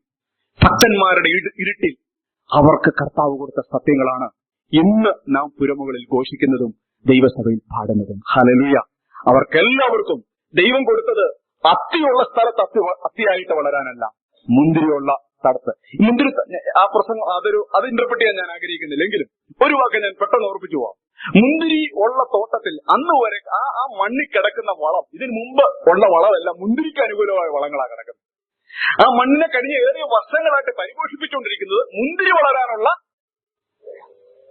വളവും അതിനാവശ്യമായ സാഹചര്യങ്ങളും ഒക്കെ. അവിടെ കൊണ്ടൊരു അത്തിയെ കൊണ്ട് നടുമ്പോൾ അത്തിക്ക് വിപരീത സാഹചര്യം. പക്ഷെ നിങ്ങൾ ശ്രദ്ധിച്ചാൽ അറിയാം, വേദോത്സവം മുഴുവനും ഇതുപോലെയാ ദൈവം കൊണ്ട് നട്ടിരിക്കുന്ന ആൾക്കാർ. അവിടെ കൊണ്ടങ്ങ് നട്ടിരിക്കുക. യേശുവിനെ കുറിച്ച് പറഞ്ഞിരിക്കുന്ന അവൻ വരണ്ട സ്ഥലത്ത് അവനെ കൊണ്ടങ്ങ് നട്ടു കർത്താവ്. വരണ്ട സ്ഥലത്ത് കർത്താവ് അവനങ്ങ് നട്ടു. വരണ്ട സ്ഥലത്ത് വേറെ മുളയ്ക്കുന്നത് പോലെ യേശു വളർന്നു. ഹല്ലേലൂയ. എന്റെ പൊന്നുപ്രിയമുള്ളവരെ, യേശുവിനെ ചോദിക്കാമെങ്കിൽ പിതാവിനെ ചോദ്യം ചെയ്യാൻ യേശുവിനെ പറ്റത്തുള്ളൂ. കാരണം യേശു ജീവിച്ചിരുന്ന സമയത്ത് അന്നത്തെ പ്രധാനികൾ എല്ലാവരും ഒന്നിൽ കുതിരപ്പുറത്താണ് യാത്ര ചെയ്യുന്നത്, അല്ലെങ്കിൽ രഥത്തിലായിരിക്കും യാത്ര ചെയ്യുന്നത്. യേശുക്രിസ്തുവിന്റെ ജനന സമയത്ത് തന്നെ ഹെരോദാവാകുന്ന അന്നത്തെ മഹാരാജാവ് ഏറ്റവും മുന്തിയ കുതിരപ്പുറത്ത് യാത്ര ചെയ്യാൻ കഴിയുന്നവൻ ആടിപ്പോയി. യഹൂദന്മാരുടെ രാജാവ് പിറന്നവൻ എവിടെ? കലങ്ങിപ്പോയവന്റെ ഹൃദയം. സാക്ഷാൽ രാജാവ് പിറന്നു. സാക്ഷാൽ രാജാവ് 33.5 വയസ്സിൽ ഈ ഭൂമിയിൽ ജീവിച്ചു. യേശുവിന് ശിഷ്യന്മാർക്ക് ഒരു 13 കുതിര വാങ്ങിക്കാൻ വല്ല ബുദ്ധിമുട്ടുണ്ടോ? പ്രിയമുള്ളവർ, ഉണ്ടോ? അല്ല, ഉണ്ടോ? ഇല്ല. ഒരിടത്ത് നമ്മൾ വായിക്കുന്നത് പുരുഷാരം തമ്മിൽ ചവിട്ടുകൊണ്ടൊക്കെ വേണം നീങ്ങിക്കൂടി, തമ്മിൽ അങ്ങോട്ടും കൂടി ചവിട്ടാം ഇങ്ങോട്ട്, അതുപോലെ ആൾക്കാർ കൂടി അവരെല്ലാം കൂടെ ഒരു സ്വോത്രകാഴ്ച ഇട്ടാൽ യേശുവിനും 12 ശിഷ്യന്മാർക്കും കൂടെ ഒരു കുതിര, 13 കുതിര, ഒരു ബുദ്ധിമുട്ടുമില്ല. എന്നിട്ട് ആ ഗലീലയിലൊക്കെ ടക്ക് പറഞ്ഞ കുതിരപ്പുറത്തൊക്കെ അങ്ങോട്ട് ചെല്ലുമ്പോ യേശു കുതിര ഉപയോഗിച്ചില്ല. അവൻ ഒരു വരണ്ട നിലത്തായിരുന്നു. എന്റെ പിതാവ് കാണിച്ചു തരുന്നതല്ലാതെ ഒന്നും പിതാവ് കുതിരയെ കാണിക്കുന്നില്ല. അപ്പം പിശാചി എന്ന് പറയടാ, എല്ലാവർക്കും ഉണ്ടടാ കുതിര, നിനക്ക് മാത്രമല്ല കുതിരയില്ലാതെ. സ്മാർട്ട് ഫോൺ എല്ലാവർക്കും ഉണ്ട്, പക്ഷെ പിതാവിലേക്ക് നോക്കുമ്പോൾ പിതാവ് സ്മാർട്ട് ഫോൺ കാണിച്ചു തരുന്നില്ല. Is it true with you? ഇങ്ങനൊരു ജീവിതം സാധ്യമാണോ? ഈ മുന്തിരിത്തോട്ടത്തിൽ ഒരു അത്തിയായിട്ട് ജീവിക്കുക? നമ്മളെല്ലാവരും ജീവിതത്തിന്റെ ക്രമം തെറ്റിച്ചത് എവിടെ നിന്നാണെന്നറിയാവോ? ലോകം ജീവിതത്തിന് വ്യാഖ്യാനം കൊടുത്തിടത്തുനിന്നാണ് നമ്മൾ ജീവിതം എന്താണെന്ന് പഠിച്ചത്. ഹല്ലേലൂയ. ദൈവത്തിന് നിങ്ങളെക്കുറിച്ചൊരു ചിന്തയില്ലേ? ഇവിടെ കൊണ്ട് നട്ടിട്ട് ഫലം തരാൻ ദൈവം നിങ്ങളോട് പറയുന്നുവെങ്കിൽ ദൈവം അതിന് കൃപ തരുന്ന ദൈവമാണ്. ഒരു സൈക്കിളും കൂടെ ഉണ്ടായിരുന്നെങ്കിൽ നോ. ഒരു ബൈക്കും കൂടെ ഉണ്ടായിരുന്നെങ്കിൽ എല്ലാ മീറ്റിങ്ങിനും വരാം നോ. ഒരു കാറും കൂടെ ഉണ്ടായിരുന്നെങ്കിൽ മഴ സമയത്തും കൂടെ വരാമായിരുന്നു നോ നോ നോ. ഇല്ല, നടക്കത്തില്ല. ഞാൻ എന്നാ വിശ്വസിക്കുന്നറിയാം? നിങ്ങളത് എഴുതിയിട്ടോ. ഈ God's will never send you a place where God's grace cannot sustain you. മനസ്സിലായോ? God's will never send you to a place where God's grace cannot sustain you. ദൈവത്തിന്റെ കൃപയ്ക്ക് നിന്നെ പരിപാലിക്കാൻ കഴിയാത്ത ഒരു സ്ഥലത്തേക്കും ദൈവത്തിന്റെ ഹിതത്തിൽ നിന്നെ അയക്കത്തില്ല. Praise the Lord. Hallelujah. വിശ്വസിക്കുന്നു? ദൈവത്തിന്റെ കൃപയ്ക്ക് എന്നെ പരിപാലിക്കാൻ കഴിയാത്ത ഒരിടത്തേക്കും ദൈവത്തിന്റെ ഹിതം എന്നെ അയക്കത്തില്ല. അങ്ങനെയാണെങ്കിൽ ഇപ്പൊ താമസിക്കുന്ന വീടിനായിട്ട് സ്തോത്രം. അവിടെ കിടന്ന് ഉരുട്ടി പിടിക്കുകയായിരിക്കാം. ഇടയില്ലെന്ന്. എന്താണ് ഞങ്ങളിപ്പോ താമസിക്കുന്ന വീടിന് ഒട്ടും ഇടയില്ല. ഒരു ഗുണമുണ്ട്, നിലം തുടക്കേണ്ട ആവശ്യമില്ല, ഈ ഫ്രീ സ്പേസ് കുറവായുള്ളൂ. പക്ഷെ ഞാൻ വിശ്വസിക്കുന്നു വരുന്ന 5 വർഷം ആ മുന്തിരിത്തോട്ടത്തിൽ ഒരത്യവൃക്ഷമായിട്ട് ഫലം കായ്പാൻ ദൈവം ഞങ്ങളെ വിളിച്ചെന്ന് ഞാൻ വിശ്വസിക്കുന്നു. ഹല്ലേലൂയ. Praise the Lord. കർത്താവിനെ ഒന്ന് സ്തുതിക്കാം. Price the lord. ഹല്ലേലൂയ. ജീവിതം ഇങ്ങനെ ഒത്തിരി വൈരുദ്ധ്യാത്മക. നമുക്ക് പെട്ടെന്ന് കാര്യങ്ങൾ മനസ്സിലാക്കാതെ ആൾക്കാരെല്ലാവരെയും ആശ്വസിപ്പിക്കുന്ന ഒരു വചനമുണ്ട്, എല്ലാം നന്ദിക്കാം. നമ്മള് അതൊരു കാണാപ്പാടായിട്ട് അങ്ങ് പഠിച്ചിരിക്കുക. ദൈവത്തിലെ നന്മ തിരിച്ചറിയാതെയാണ് നാം അത് മനസ്സിലാക്കുക. ഏത് കാര്യത്തോടും നമ്മൾ നിസ്സംഗഭാവത്തിലാണ് പറയുന്നത്, ഇതൊരു നന്മയായിട്ട് തീരും. അങ്ങനെയല്ല. ദൈവത്തിന്റെ നന്മയിലേക്ക് നോക്കിയിട്ട് ഞാൻ മുമ്പേ വായിച്ച വാക്യം 30:15, മനം തിരിഞ്ഞ് അടങ്ങിയിരിക്കുക. മനമിളക്കുന്ന പ്രശ്നങ്ങളാ. മനമിളക്കുന്ന പ്രശ്നങ്ങൾ. ഒരായുസ് മുഴുവനും ഭർത്താവിനോട് വിശ്വസ്തത കാണിച്ച ഭാര്യയ്ക്ക് തന്റെ ജീവിതത്തിന്റെ സായാഹ്ന വേളയിലാണ് അറിയുന്നത്, ദൂരദേശത്ത് നിന്ന് തനിക്ക് വളരെ മനോഹരമായി സ്വീറ്റായിട്ടും കത്തെഴുതുന്ന ഹസ്ബൻഡ്, എന്നും തന്നെ ഫോൺ ചെയ്ത് വിളിക്കുന്ന ഹസ്ബൻഡ്, അദ്ദേഹത്തോട് ഹൃദയപൂർവ്വം ജീവിതത്തിന്റെ എല്ലാം പങ്കുവെക്കുന്ന സ്ത്രീ വൈകി അറിഞ്ഞത് ഈ മധുര സമ്പർക്കം എന്നിൽ ഫോണിൽ കൂടെ നടത്തപ്പെടും മറ്റൊരു സ്ത്രീയായിട്ട് ജീവിച്ചോണ്ട് ഇതെല്ലാം ചെയ്യുന്നു. ലാസ്റ്റ് മൊമെന്റിൽ ആ സ്ത്രീക്ക് എന്നെ ഇട്ടേച്ച് പോകാൻ പറ്റുമോ? 2 പിള്ളേരുണ്ട്. എന്താ അവള് ജീവിതത്തെ കുറിച്ച് പറയുന്നത്? മനമിളകും. മനമിളകും. ഏത് ഭക്തന്റെ മനമിളകും. പക്ഷെ കർത്താവ് പറയുന്നത് മനം തിരിഞ്ഞ് എന്ത് ചെയ്യുക? അടങ്ങിയിരിക്കുക. ഉത്തരം കിട്ടത്തില്ല. ഉത്തരം കിട്ടത്തില്ല. മനം തിരിഞ്ഞ് അടങ്ങിയിരിക്കുക. ദൈവമാണ് നിന്റെ ഉത്തരം. പിന്നെ നിങ്ങൾ രക്ഷിക്കപ്പെടും. നീ കർത്താവ് മനം തിരിഞ്ഞ് അടങ്ങിയിരിക്കും. നിങ്ങൾ രക്ഷിക്കപ്പെടും. വിശ്രമിക്കുന്നതിലും, യെസ്, ആ വാക്കിനോട് ചേർന്ന് വായിക്കാം. വിശ്രമിക്കുന്നതിലും ആശ്രയിക്കുന്നതിലും നിങ്ങളുടെ ബലം. ആ വാക്ക് തന്നെ, ട്രസ്റ്റ് ആൻഡ് ഒബേ. യെസ്. ഈ ദൈവസഭയിൽ ആരെങ്കിലും ഈ കർത്താവിനോടുള്ള കൂട്ടായ്മയിൽ വന്ന ശേഷം ചോദ്യങ്ങളുണ്ടായിരിക്കാം. നിങ്ങൾക്ക് ചോദ്യം ഉണ്ടെന്നുള്ളത് നിങ്ങളൊരു ഭാവിയാണെന്ന് തെളിയിക്കുന്നില്ല. പക്ഷെ ദൈവത്തെ ചോദ്യം ചെയ്യുന്ന ഒരു ഹൃദയവുമായി നിങ്ങൾ ഇരിക്കുമ്പോൾ ആ ക്രൂശിക്കാൻ വന്നവരെ പോലെ കർത്താവിന്റെ വായിൽ നിന്ന് വന്ന തിരുവായു മൊഴിയുടെ മുമ്പിൽ പോലും അവനെ അപഹസിക്കാനായിട്ട് ശ്രമിക്കുന്നവരെക്കാൾ കർത്താവിലേക്ക് നോക്കിയിട്ട് അവന്റെ വായിൽ നിന്ന് വന്നിരിക്കുന്ന തിരുവചനങ്ങൾക്കകത്ത് നിന്റെ ജീവനെ നീ കണ്ടെത്തണം. മനം സ്വസ്ഥമാകുക, വിശ്വസിക്കുക, ആശ്രയിക്കുക. ഒരു കാര്യം ഞാൻ നിങ്ങളോട് പറയാം, ഇനിയുള്ള കാലം മുഴുവനും പാരഡോക്സിക്കലായി. പറയുന്നതൊന്ന്, സംഭവിക്കുന്ന ഒന്ന്.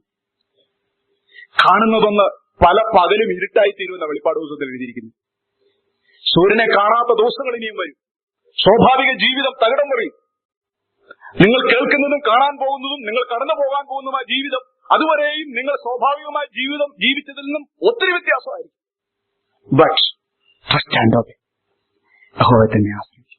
ഒന്നുകൂടെ വചനങ്ങൾ ഞാൻ നിങ്ങളുടെ ശ്രദ്ധയിൽപ്പെടുത്താം. ജീവിതത്തിൽ ഇതുപോലെ വൈരുദ്ധ്യാത്മകമായ ജീവിതം നയിച്ചവരുടെ ജീവിതാവസാനം. സംഖ്യാപുസ്തകം 7-ാം അധ്യായം 3 മുതലുള്ള വാക്യം.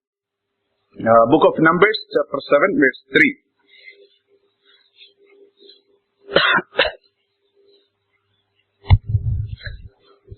അവർ വഴിപാടായിട്ട് ഈ 2 പ്രഭുക്കന്മാർ ഓരോ വണ്ടിയും ഓരോരുത്തൻ ഓരോ കാളയും ഇങ്ങനെ കൂടുള്ള 6 വണ്ടിയും 12 കാളയും യഹോവയുടെ സന്നിധിയിൽ തിരുനിവാസത്തിന് മുമ്പിൽ കൊണ്ടുവന്നു.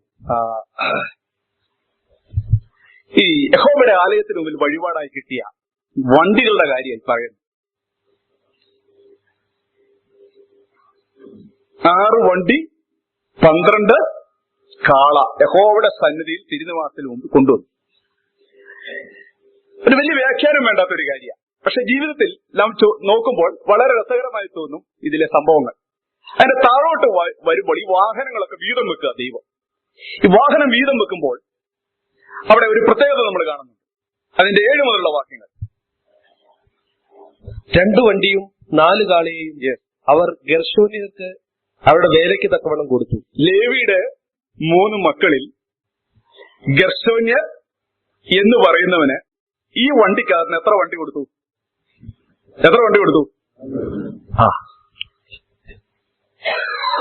2 വണ്ടിയും 4 കാളയും അവൻ ഗെർശോന്യർക്ക് അവരുടെ വേലയ്ക്ക് കൊടുത്തു.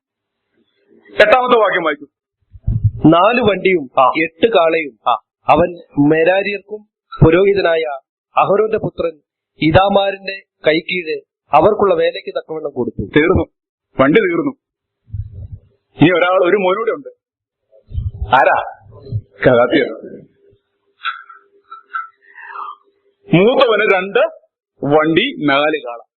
ആര് കൊടുക്കുന്ന ഇതൊക്കെ? ദൈവം കൊടുക്കുന്ന. എനിക്ക് ഭയങ്കര ഈ ദൈവത്തിന്റെ എല്ലാ പദ്ധതികൾക്കകത്തും ഇതുപോലെ ഒരു മാറ്റമില്ലാത്ത നിയമം കിടപ്പുണ്ട്. 3 ആൺപിള്ളേരുള്ളിടത്ത് അച്ചായൻ മൂത്തവന് 2 വണ്ടിയും 4 കാളയും, രണ്ടാമത്തവന് 4 വണ്ടിയും 6 കാള, അല്ലേ? 8 കാള. ഇനി നമ്മൾ ആ ഇളയവന്റെ കാര്യം ഓർത്ത് നോക്കിയ കെഹാത്യർ, അവൻ എന്നാ കൊടുത്തേ? കെഹാത്യർക്ക് അവൻ ഒന്നും കൊടുത്തില്ല. എന്റെ പൊന്നു സഹോദരന്മാരെ, നാട്ടിൽ വീതം വെച്ചോട്ടെ. ഭക്തന് ചിലപ്പോ ഒന്നും കിട്ടത്തില്ല. Price the Lord. യെസ്, ഈ വാക്യമൊക്കെ എഴുതിയിരിക്കുന്നത് ഞാൻ വിശ്വസിക്കുന്നത് ഒത്തിരി ആശ്വാസം തന്നെ എഴുതിയിരിക്കുന്നു. എനിക്ക് ദൈവം പറഞ്ഞൊരു വചനം ആമുഖമായിട്ട് പറയണം. ചെറിയ ആട്ടിൻകൂട്ടമേ ഭയപ്പെടേണ്ട, രാജ്യം ദൈവം. യെസ്, മതി. 5 സെന്റ് പോലും സ്വന്തം ഇല്ലാത്തവൻ ആ വാക്യം വായിച്ചിട്ട് വേണം കർത്താവിനെ സ്തുതിക്കാൻ. രാജ്യം കിട്ടിയ ചെറിയ കൂട്ടത്തിലുള്ള വലിയ ആളാ നീ. Price the Lord. യെസ്, നിന്റെ പശ്ചാത്തലത്തിൽ ആ വാക്യം എഴുതിയിടണം. എന്താ? ചെറിയ കൂട്ടമേ, രാജ്യം നിനക്ക് തരുവാൻ ദൈവത്തിന് പ്രസാദം തോന്നി. Oh praise the lord, what a calling. രാജ്യം, ദൈവത്തിന്റെ രാജ്യത്തെ അനുഭവിക്കാൻ വിളിക്കപ്പെട്ട രാജ്യം ദൈവം തന്നിരിക്കുക. ആ രാജ്യവുമായിട്ടാണ് നീ നിൽക്കുന്നത്. അതിന്റെ ഇടയ്ക്ക് ഒരായുസ് മുഴുവനും അധ്വാനിച്ച ശേഷം ഒരു 30-40 സൈറ്റ് വാങ്ങിക്കാൻ പറ്റിയില്ലെന്നിരിക്കും. വിരോധാഭാസമൊന്നുമല്ല. ഈ വചനത്തിന്റെ പശ്ചാത്തലത്തിൽ നിന്നുകൊണ്ട് വേണം ആ വാക്യം വായിക്കാൻ. ദൈവം, രാജ്യം. അതുകൊണ്ടാ ചെറിയ കൂട്ടങ്ങൾക്കൊക്കെ ഭയം വരും, ചെറിയ കൂട്ടങ്ങൾക്കൊക്കെ ഭാരം വരും. എങ്ങനെ നടക്കും? എന്തെല്ലാം? ഇനി എന്നെ വിശ്വസത്തോടെ ജീവിച്ചാൽ കുറെ കൂടെ ഉണ്ടാക്കാൻ പറ്റുന്നു. ഒന്നും നടക്കത്തില്ല. വിശ്വസനായിട്ട് ജീവിക്കും തോറും ചിലപ്പം ഒന്നും കാണുന്നില്ല. ശരിക്കും ആ വാക്യം വളരെ പ്രചോദനം. ചെറിയ കൂട്ടത്തിന്, ബലഹീനമായ കൂട്ടത്തിന്, റൈറ്റ്സുകളില്ലാത്ത കൂട്ടത്തിന്, ആരെങ്കിലും പ്രത്യേകം ദാനമായിട്ട് കൊടുക്കാനായിട്ട് വേണ്ടപ്പെട്ടവരില്ലാത്ത ചെറിയ കൂട്ടത്തിന് കർത്താവ് പറയാ, രാജ്യം ദൈവം നിനക്ക് തരാൻ പ്രസ്താവിച്ചിരിക്കുന്നു. സഹോദര സഹോദരന്മാരെ, ഈ ഭൂമിയിലുള്ള ഈ വിരോധാഭാസത്തിന് നടുവിൽ നീ വട്ടം കറങ്ങുമ്പോൾ സ്വർഗത്തിലേക്ക് നോക്കിയിട്ട് മാത്രമേ നിനക്ക് നിന്റെ ജീവിതത്തെ സെറ്റിൽ ചെയ്യാൻ പറ്റത്തുള്ളൂ. കർത്താവ് എനിക്ക് രാജ്യം തന്നിരിക്കുന്നു, കർത്താവ് എനിക്ക് രാജ്യം തന്നിരിക്കുന്നു. ഹല്ലേലൂയ. അതിനിടയിൽ ഇവിടെ വീതം വെക്കുമ്പോൾ മൂത്തവന് 2, രണ്ടാമത്തവന് 4. നിന്റെ കാര്യം വരുമ്പോൾ എന്താണാ പറഞ്ഞിരിക്കുന്നത്? ഒന്നുമില്ല. കഹാത്യർക്ക് ഒന്നും ഇല്ലെന്ന് മാത്രമല്ല, അതിന്റെ അടുത്തത് അവരുടെ വേല വിശുദ്ധ മന്ദിരം സംബന്ധിച്ചുള്ളതും പിന്നെന്താ തോളി ചുമക്കും. കെഹാത്തിന് തോളി ചുമന്നോണ്ട് പോകുമ്പോ അവന്റെ ചേട്ടൻ കാളവണ്ടിയെ പറന്നു പോകുമ്പോ ഏത് കെഹാത്തിന് എന്നെ ആരാധനക്കാരനാണെന്ന് ഹൃദയത്തിൽ അസൂയ തോന്നത്തില്ലേ? തോന്നത്തില്ല. ദൈവം എന്താ ഇങ്ങനെ ചെയ്യുന്നേ? എന്തേലും ആൻസർ ഉണ്ടോ? ഇല്ല. അങ്ങനെ അങ്ങ് ചിന്തിച്ചാൽ മതി. അങ്ങനെ വരുമ്പോ ഈ ആയുസ് ഇതിനെല്ലാം ഉത്തരം കണ്ടെത്തി സമയം കളയാതെ ഇതിനെ നന്ദിയോടെ ദൈവത്തിന് സ്തോത്രം ചെയ്യും. കഹാത്തിർക്കുള്ള വിലയേറിയ പദവി എന്നാണെന്നറിയാം. സാജു ബ്രദർ ഒരിക്കൽ അത് പറഞ്ഞിട്ടുള്ള, മറ്റവരെല്ലാം സാമാനം ചുമക്കുമ്പോൾ കഹാത്തിര് വണ്ടിയില്ലേലും സാന്നിധ്യം ചുമക്കുന്നവരായി. പ്രിയമുള്ളവരെ, ഈ ആയുസ് കർത്താവിനെ ചുമക്കാനായിട്ടുള്ള ഭാഗ്യത്തെക്കാൾ വലുതല്ല 2 വണ്ടിയോ 4 വണ്ടിയോ. ഇതെല്ലാം മാറി മാറി മനുഷ്യര് കൊടുക്കുമ്പോൾ ചിലപ്പോൾ ഇങ്ങനെ കൊടുക്കും. ദൈവം തന്നെ അപ്പോയിന്റ് ചെയ്യുമ്പോൾ ഇങ്ങനെയാണ് അപ്പോയിന്റ് ചെയ്യുന്നത്. ഒന്നും മനസ്സിലാകത്തില്ല. ദൈവത്തോട് നിങ്ങൾ ചോദിക്കരുത്, ദൈവത്തിന് നിന്നേക്കാളും ഉയർന്ന ജ്ഞാനമുണ്ട്. ഞാനിങ്ങനെ സ്കൂളിൽ പഠിക്കുമ്പോൾ സയൻസിൽ വായിച്ചിട്ടുണ്ട്. എന്റെ സയൻസ് ശരിയാണോന്ന് അറിയില്ല, അത്ര പോരാ എങ്കിലും ഞാൻ പറയാം. ഭൂമി 23.5 ഡിഗ്രി ചെരിഞ്ഞിരിക്കുന്നു നമ്മൾ ശാസ്ത്രം പറയും. നമ്മൾ അങ്ങനെ കേൾക്കും. ഞാൻ അതിനെക്കുറിച്ച് ശാസ്ത്രം പറഞ്ഞ ഒരു ചെറിയ സത്യം പറയാം.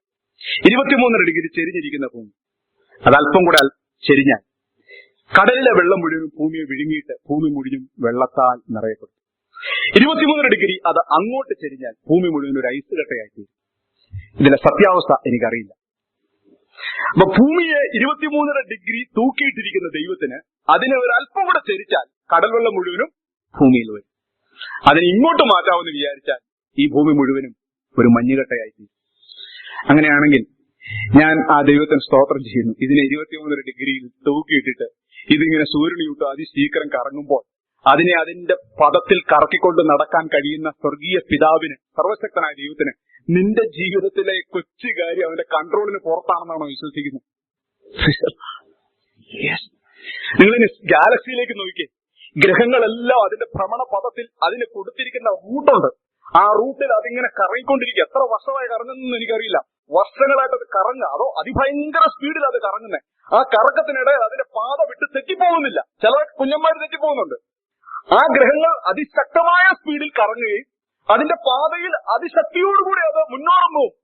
അതുങ്ങളെല്ലാം അതിന്റെ പാതയിൽ നിന്നും മാറാതെ ദൈവം ഒരുക്കിയ പാതയിലൂടെ അത്യന്ത സ്പീഡിൽ കറങ്ങുമ്പോൾ ഒന്നും കൂട്ടിയിടിക്കാതെ അതിനെ മുഴുവനും കൺട്രോൾ ചെയ്യുന്ന ഒരു സ്വർഗസ്ഥനായ ഒരു ദൈവം ഉണ്ടെങ്കിൽ നിന്റെ 70 വയസ്സിൽ നടക്കുന്ന വിരോധാഭാസമായ 100,000 കാര്യങ്ങൾ ചേർത്ത് വെച്ചാലും ദൈവത്തിന് ഒരിക്കലും തെറ്റുകാരനല്ല. Hallelujah. God is perfect. God is perfect.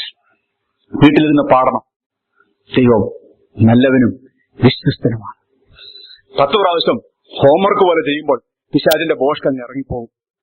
പിന്നെ നീ വർഷിപ്പ് ഒരു ആക്ടല്ല, വർഷിപ്പ് ഒരു സ്റ്റേറ്റ് ആയിരിക്കും. ഈ ആരാധകനായിരിക്കും, ആരാധകന്റെ അവസ്ഥയായിരിക്കും. ഹല്ലേലൂയ. മറ്റൊരാൾ, എനിക്ക് ജീവിതത്തിലെ വിരോധാഭാസം ചുമന്ന ഒത്തിരി മനുഷ്യരുണ്ട്. നിങ്ങൾക്ക് തന്നെ ഇപ്പം ഞാൻ പറയുമ്പോൾ തന്നെ ഒത്തിരി പേരുടെ കാര്യങ്ങൾ നിങ്ങളുടെ മനസ്സിൽ വന്ന് നിങ്ങൾക്ക് പ്രസംഗം തന്നെ ഉണ്ടാക്കാൻ. പക്ഷെ എനിക്ക് എന്റെ ഹൃദയത്തിലേക്ക് വന്ന മറ്റൊരു വ്യക്തിയാണ് നോഹ. ആ കാലത്ത് ദൈവം കൃപ കണ്ടെത്തിയ ഒറ്റ മനുഷ്യനേ ഉള്ളൂ, നോഹ. വേറെ ഒരു മനുഷ്യന്റെയും ഹൃദയത്തിലെ നിരൂപണങ്ങൾ നോക്കിയാൽ ജീവിച്ചിരിക്കാൻ കൊള്ളത്തില്ലാത്തവരല്ല, ഒറ്റ മനുഷ്യൻ മാത്രം. അങ്ങനെ നോഹയെ ദൈവം സന്ദർശിച്ചു. നോഹ ദൈവത്തിന്റെ സന്ദർശനം അനുഭവിച്ചു, ദൈവത്തെ കേട്ടു, ദൈവവചനം അക്സെപ്റ്റ് ചെയ്തു, പെട്ടകം ഉണ്ടാക്കാൻ തീരുമാനിച്ചു. പെട്ടകം ഉണ്ടാക്കി നാം പറയുന്നു, നാം വായിക്കുന്നു, നാം ഇങ്ങനെ കേൾക്കുന്നു. 120 വർഷത്തോളം നോഹ അതിനുവേണ്ടി സമയമെടുത്തു. നമ്മൾ ബൈബിൾ ഇങ്ങനെ വായിക്കുന്നു, നീതിപ്രസംഗിയായ Noah, man who preached the righteousness. അതാണ് എനിക്ക് ഇഷ്ടപ്പെട്ടത്. നിങ്ങൾക്ക് സ്വാഭാവികമായിട്ട് ചിന്തിക്കാം, അദ്ദേഹം ഈ പെട്ടകം അണിയുന്ന സമയത്തല്ല അദ്ദേഹം മനുഷ്യരോട് പറയുന്ന ഒരു കാര്യമുണ്ട്, ദൈവം ഭൂമിയെ ന്യായം വിധിക്കും, നിങ്ങളുടെ ഹൃദയത്തിലെ നിരൂപണങ്ങൾ അത്യന്ത ദോഷമാണെന്ന് കണ്ടിട്ടാണ് ഇപ്പോൾ ഈ വെള്ളപ്പൊക്കം വരുന്നത്. നമ്മുടെ ഹൃദയത്തിലെ നിരൂപണങ്ങൾ കളയുക, മാനസാന്തരപ്പെടുക, പെട്ടകത്തിൽ വരിക, രക്ഷപ്പെടുക എന്ന് ന്യായമായ രീതിയിൽ ആര് പറഞ്ഞിട്ടുണ്ട്? നോഹ പറഞ്ഞു എന്ന് വിശ്വസിക്കുക. കാരണം നീതി പ്രസംഗിയ. So he preached the righteousness. He did not preach the prosperity. അതിനകത്ത് മറ്റൊരു കാര്യം കൂടെ ഉണ്ട്, ആരും വരുന്നില്ല. 1 വർഷം പ്രസംഗിച്ച്, 2 വർഷം പ്രസംഗിച്ച്, 3 വർഷം പ്രസംഗിച്ച്, ആദ്യം കുറെ പേരൊക്കെ പണി കാണാനായിട്ട് അവിടെ വന്നു നിന്ന് കാലയിലൊക്കെ ചൊറിഞ്ഞ് കൊതുകിനെയൊക്കെ അടിച്ച് അവിടെ പോയി ഇങ്ങനെ നിന്നല്ലാതെ വർഷം മുന്നോട്ട് പോകുന്നവർ എന്ത് സംഭവിച്ചു? ഇവനൊരു പോട്ടൻ, ഇവനൊരു പാകൻ. ഇവനെ സംബന്ധിച്ച് ഇവൻ വേറെ ഏതോ കാര്യം വെളിപ്പാട് കണ്ടിട്ട് ഇവന് അബദ്ധം പറ്റിയിരിക്കുക. പിന്നെ ആരും ആ ഭാഗത്തോട്ട് വന്നില്ല. നോഹയുടെ ഹൃദയത്തിൽ ദൈവത്തെ കണ്ടത് മാഞ്ഞിട്ടില്ല. ദൈവത്തെ കണ്ടത് മാഞ്ഞിട്ടില്ല. He trust and obey. അന്ന് വരെയും മഴ കാണാത്ത മനുഷ്യൻ ദൈവം പറഞ്ഞ മഴയിൽ ദൈവത്തെ അങ്ങ് വിശ്വസിച്ചു. ഹല്ലേലൂയ. എനിക്കൊരു കാര്യം അറിയാം, ഈ സഭയിൽ നിന്ന് ഒരാൾ പോലും രക്ഷപ്പെടത്തില്ല ബുദ്ധി കൊണ്ട് ദൈവത്തെ സമീപിച്ച. എന്നാൽ ഈ സഭയിലുള്ള എല്ലാവർക്കും നല്ലൊരു ഉയർത്തെഴുന്നേൽപ്പുണ്ട്. എങ്ങനെയാണെന്നറിയോ? ദൈവത്തെ തന്നെ ആശ്രയമാക്കുന്നതുകൊണ്ട്. അവൻ പ്രസംഗിച്ചു, ആരും വന്നില്ല. ആരും വരാത്തപ്പോൾ പ്രസംഗം എന്തായിരിക്കും? ഈ പ്രസംഗമൊക്കെ നടക്കുമോ? ഇല്ല. ആരും വരാത്തപ്പോൾ പ്രസംഗം മാറ്റും. എന്താ? പെട്ടകത്തിൽ കയറുന്നവർക്ക് അനുഗ്രഹങ്ങളുണ്ട്. പെട്ടകത്തിൽ കയറി കഴിഞ്ഞാൽ നിങ്ങൾക്ക് വിടുതലുണ്ട്. പെട്ടകത്തിൽ കയറിയിട്ട് ഇറങ്ങുന്നവനല്ല ഇത്ര ഏക്കർ സ്ഥലം ദൈവം വാഗ്ദത്തം ചെയ്തിരിക്കുന്നു. അങ്ങനെയൊക്കെ പ്രവചിച്ചിരുന്നെങ്കിൽ പെട്ടകത്തിന്റെ അകത്ത് ആള് വരത്തില്ലായിരുന്നോ? പക്ഷെ വേദോത്സവം ആ ഭക്തനെ കുറിച്ച് പറഞ്ഞത് നീതി പ്രസംഗി. He preach the righteousness of God. ദൈവത്തിന്റെ നീതിയിൽ അവൻ അവിടെ നിന്നു. ഞാൻ അടുത്ത ആഴ്ച നേപ്പാളിൽ പാസ്റ്റേഴ്സിന് വേണ്ടിയാണ് പോകുന്നത്. ഞാൻ അവരോട് പറയാനായിട്ട് വെച്ച കാര്യം നിങ്ങളോട് അങ്ങ് പറഞ്ഞ. എനിക്ക് വളരെ സന്തോഷം തോന്നിയ ഒരു കാര്യം, പത്രോസ് അദ്ദേഹമാണ് ജീവിതത്തിൽ 2 പ്രാവശ്യം ദൈവാത്ഭുതം കണ്ടത്. മീനിന്റെ അത്ഭുതം. മീനില്ലാതെ വശം കെട്ട് നിൽക്കുമ്പോൾ 2 പ്രാവശ്യം അദ്ദേഹത്തിന്റെ വള്ളത്തിൽ മീൻ നിറച്ചു. അപ്പൊ എന്റെ മനസ്സിലേക്ക് വന്നൊരു ചിന്ത, എനിക്ക് പത്രോസിനോടുള്ള ഒരു ആത്യന്തിക ബഹുമാനത്തിൽ ഒന്ന്, അങ്ങനെ മീൻ കിട്ടിയ ഒരു മനുഷ്യൻ ന്യായമായ രീതിയിൽ പുള്ളിയെ ഒന്ന് പ്രസംഗിക്കാനായിട്ട് കാറടിച്ചു വിട്ടിരുന്നെങ്കിൽ പുള്ളി ഗലീല ദേശത്തും എല്ലായിടത്തും പുള്ളി പറയും, ഈ കർത്താവ് നല്ലവൻ, ഈ കർത്താവ് വിശ്വസ്തൻ. നിങ്ങൾ ഇവനെ വിശ്വസിച്ചാൽ നിങ്ങളുടെ പടകം നിറയും. നിങ്ങൾ ഇവനെ വിശ്വസിച്ചാൽ നിങ്ങൾക്ക് ഇത്ര എണ്ണം മീനെങ്കിലും കുറഞ്ഞത് കിട്ടും. യേശുവിൽ വിശ്വസിക്കൂ, നിങ്ങൾക്ക് മീനെ കിട്ടും എന്നാണ് പുള്ളി പ്രസംഗിക്കേണ്ടത്, അല്ലെ? നമ്മുടെ ജീവിതത്തിൽ ഒരു അത്ഭുതം നടന്നു, നമ്മുടെ പ്രസംഗത്തോട് ചേർന്ന് ആ സാക്ഷ്യം കാണും. പക്ഷെ ഞാൻ ഒരിടത്ത് പോലും പത്രോസിനെ കണ്ടിട്ടില്ല അദ്ദേഹം ഒരിടത്തെങ്കിലും ഈ മീനിന്റെ കാര്യം പ്രസംഗിച്ചിരിക്കുന്നു. പത്രോസ് മുഴുവനും പ്രസംഗിച്ചെന്നാന്നറിയാം, ഞങ്ങൾ അവന്റെ മഹിമ കണ്ട സാക്ഷികൾ. ഞങ്ങൾ മീൻ കിട്ടിയവരാന്നല്ല പറഞ്ഞു, ഞങ്ങൾ അവന്റെ മഹിമ കണ്ട സാക്ഷി. നോഹ അതായിരുന്നു. നോഹ അന്ന് വരെ കാണാത്ത മഴ, അന്ന് വരെ കാണാത്ത ജലപ്രളയം. ദൈവത്തിൽ ആശ്രയിച്ചു. ആരും വന്നില്ല, കൂട്ടുകാരും ഇല്ലായിരുന്നു. വാതിലടയ്ക്കുമ്പോഴും ആ മനുഷ്യൻ ദൈവത്തെ തന്നെ ആശ്രയിച്ചു. ഹല്ലേലൂയ. ഇതുപോലാണ് പ്രിയമുള്ളവരെ, ദൈവത്തോട് വിശ്വസ്തരായിരിക്കുമ്പോൾ ചിലപ്പോൾ നാം ഉദ്ദേശിക്കുന്ന ഫലങ്ങൾ ഉണ്ടായെന്നിരിക്കത്തില്ല. നാം ഉദ്ദേശിച്ച പൊലിമ ഉണ്ടാകണം നിർബന്ധമില്ല. നാം ഉദ്ദേശിച്ച പോലെ കാര്യങ്ങൾ പെട്ടെന്ന് നടന്നെന്ന് നിർബന്ധമില്ല. അതുകൊണ്ടാണ് ഞാൻ പറയാം, 99% നടന്നു. ഒറ്റ കാര്യം കൂടെ നടന്നാൽ ഞങ്ങളുടെ കാര്യം തീർന്നു. പക്ഷെ 15 വർഷമായിട്ട് അതിനുവേണ്ടി നടന്നിട്ടും നടക്കാതെ കിടക്കുക. വീടുപണിയൊക്കെ നടക്കാതെ കിടന്നു കഴിഞ്ഞാൽ നാട്ടിൽ എന്തൊരു അപമാനമാണെന്നറിയാം, അല്ലേ? പ്രിയമുള്ളവരെ, ദൈവം ചിലപ്പം കൊടുക്കുമ്പോൾ ചിലർക്ക് 2 കാളെ കൊടുക്കും, ചിലർക്ക് 4 കാളെ കൊടുക്കും. നിന്റെ ഊഴം വന്നപ്പോൾ നിനക്കൊന്നും തന്നില്ല. ഇപ്പോഴും നീ ചുമക്കുക. Hallelujah. Thank God for that. God is good. ദൈവത്തിന് ഇതിനെക്കുറിച്ച് ഒരു പദ്ധതിയുണ്ട്. യേശുക്രിസ്തുവിന്റെ പത്രോസുമായിട്ടുള്ള സംഭാഷണത്തിൽ യേശു പത്രോസിനോട് ഒരു കാര്യം ചോദിക്കണം, നീ ഇവയേക്കാൾ അധികമായിട്ട് എന്നെ സ്നേഹിക്കുന്നു. യേശു പത്രോസ് പറയുന്നുണ്ട്, ഞാൻ നിന്നെ സ്നേഹിക്കുന്നു. സ്നേഹിക്കുന്നു എന്ന് പറഞ്ഞ ശേഷം അടുത്ത യേശു എന്താ പറയുന്നറിയാം? ആടുകളെ മേയ്ക്കുക, അതവിടെ നിൽക്കുക. അടുത്തത് ഈ മനുഷ്യന്റെ ജീവിതം സംബന്ധിച്ചുള്ള ഒരു ഭാവിയാ പറയുന്നത്. നീ ചെറുപ്പമായിരുന്നപ്പോൾ നിനക്ക് ഇഷ്ടമുള്ളിടത്തേക്ക് നീ നടന്നു. നീ പ്രായമാകുമ്പോൾ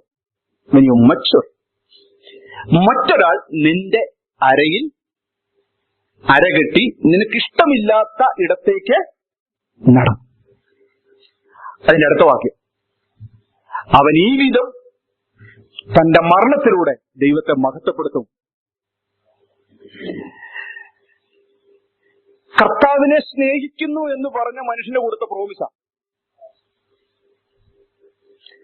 പ്രിയമുള്ളവരെ, കർത്താവിനെ സ്നേഹിച്ചാൽ നിങ്ങൾക്ക് അത് കിട്ടും, കർത്താവിനെ സ്നേഹിച്ചാൽ നിങ്ങൾക്ക് ഇത് ലഭിക്കും എന്ന് പാസ്റ്റേഴ്സ് പറയും. പക്ഷെ യേശു തന്നെ സ്നേഹിക്കുന്നു എന്ന് ഹൃദയം തുറന്ന് പറഞ്ഞ് സെറ്റിൽ ചെയ്തൊരു മനുഷ്യന് കൊടുത്ത വാഗ്ദത്തം എന്നാണെന്നറിയോ? You will glorify me through your death. Don't ask questions. സ്നേഹിക്കുന്നതിന് കൊടുക്കേണ്ടതാണോ ഇത്? കർത്താവ് സ്നേഹിക്കാത്ത പാതി വിശ്വാസിക്കല്ലേ ഈ മരണം കൊടുക്കണ്ടേ? പത്രോസ് നമ്മളെ പോലെ ജീവിതത്തിന്റെ ഇന്റർപ്രിട്ടേഷൻ ഒന്നും പഠിക്കാതെ പുള്ളി ഒരു ചോദ്യം ചോദിച്ചു. ആ സമയത്ത് യോഹന്നാൻ, യേശുവിന്റെ മാറിൽ ചാരിയ യോഹന്നാൻ നടന്നു വരുന്ന കണ്ടപ്പോ അവനെ കണ്ടില്ലായിരുന്ന പത്രോസിന് കുഴപ്പമില്ല. നമുക്കും അങ്ങനെയാ പ്രശ്നം. നമുക്ക് മാത്രമാണ് ഈ പ്രശ്നം, എനിക്ക് കുഴപ്പമില്ല. പക്ഷെ നമ്മുടെ അതേ ഇപ്പൊ ഞാൻ പറയാം, നമ്മളെക്കാളും 4 സാലറി ഉള്ള ഒരാൾ ഒരു സാധനം വാങ്ങിച്ചാൽ നമുക്ക് പ്രശ്നമൊന്നുമില്ല, പുള്ളി വാങ്ങിക്കും. നമ്മുടെ അതേ സാലറി ഉള്ള പാർട്ടി അത് വാങ്ങിക്കുമ്പോഴോ ഒരു കിടിലം കൊള്ളത്തില്ലേ? ഒരു സെക്കൻഡിലെ മറ്റവൻ വാങ്ങിച്ചോട്ടെ, അവനത് വാങ്ങിക്കാം. True with you. ശരിയാണോ? എനിക്കിതൊക്കെ ശരിയാക്കുള്ളൂ, വേറെ സാധാരണ മനുഷ്യൻ. മറ്റേ അംബാനി പ്ലെയിൻ വാങ്ങിക്കും, നമുക്ക് ആർക്കും പ്രശ്നമുണ്ടോ? ശിവസോമൻ പ്ലെയിൻ വാങ്ങിച്ചാൽ ഞാൻ അടങ്ങിയിരിക്കത്തില്ല. അപ്പൊ ഞങ്ങൾ രണ്ടും ഒരേ കാറ്റഗറി പെട്ടത്. ഇതായിരുന്നു പത്രോസിന്റെ പ്രശ്നം. പുള്ളി മരിക്കാം, എന്നാ മരിക്കാം എന്നൊക്കെ വിചാരിച്ച് ഇങ്ങനെ ഇരിക്കുമ്പോഴത്തേക്ക് യോഹന്നാൻ ആ സൈഡിൽ കൂടെ വരിക. പെട്ടെന്ന് മനസ്സിലേക്ക് അങ്ങ് ഇടിച്ചു കയറി, ഞാൻ മരിക്കാം, യെസ് അവനൂടെ മരിക്കാം. എന്റെ പൊന്നു പ്രിയമുള്ളവരെ, ഇതുപോലെ ജീവിതത്തിന് നിങ്ങൾ ഉത്തരം കണ്ടെത്തി കർത്താവിന്റെ മുമ്പിൽ കുഴയത്തേ ഉള്ളൂ. It is God's will that you have to glorify Lord through the death. ദൈവം നിനക്കൊരിക്കൽ പാത, ആരംഭത്തിൽ തന്നെ അവസാനം കാണാവുന്നവന്റെ മുമ്പിൽ ആ ജീവിതം.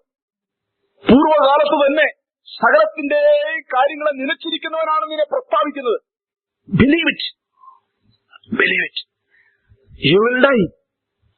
അവനോ, കർത്താവ് പറയുന്നുണ്ട് അവനോട്, അവനെക്കുറിച്ച് എന്റെ ഉദ്ദേശം ഇതാണെങ്കിൽ നിനക്കെന്താണ്?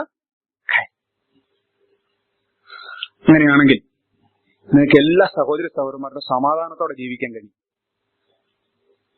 സമാധാനത്തോടെ ജീവിക്കാൻ കഴിയും. അല്ലെങ്കിൽ ക്രിസ്തുവിന്റെ സമാധാനത്തിൽ അന്യോന്യം, ക്രിസ്തുവിന്റെ സ്നേഹത്തിൽ, ആ വാക്യത കൊലോസ്യർ 3 നിങ്ങൾ സമാധാന ബന്ധം കാക്കാൻ പറയുന്നൊരു വാക്കിയില്ലേ? 3-ാം അധ്യായം തോന്നുന്നു കൊലോസ്യർ.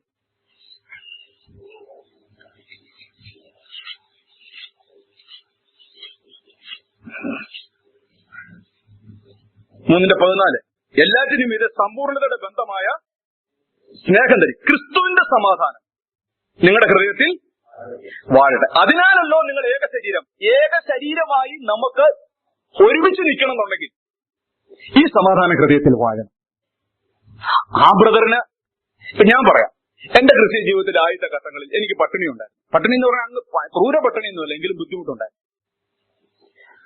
എനിക്ക് ഒരു പാന്റ് 2 ഷർട്ടും മാത്രമുള്ള സമയമുണ്ടായിരുന്നു.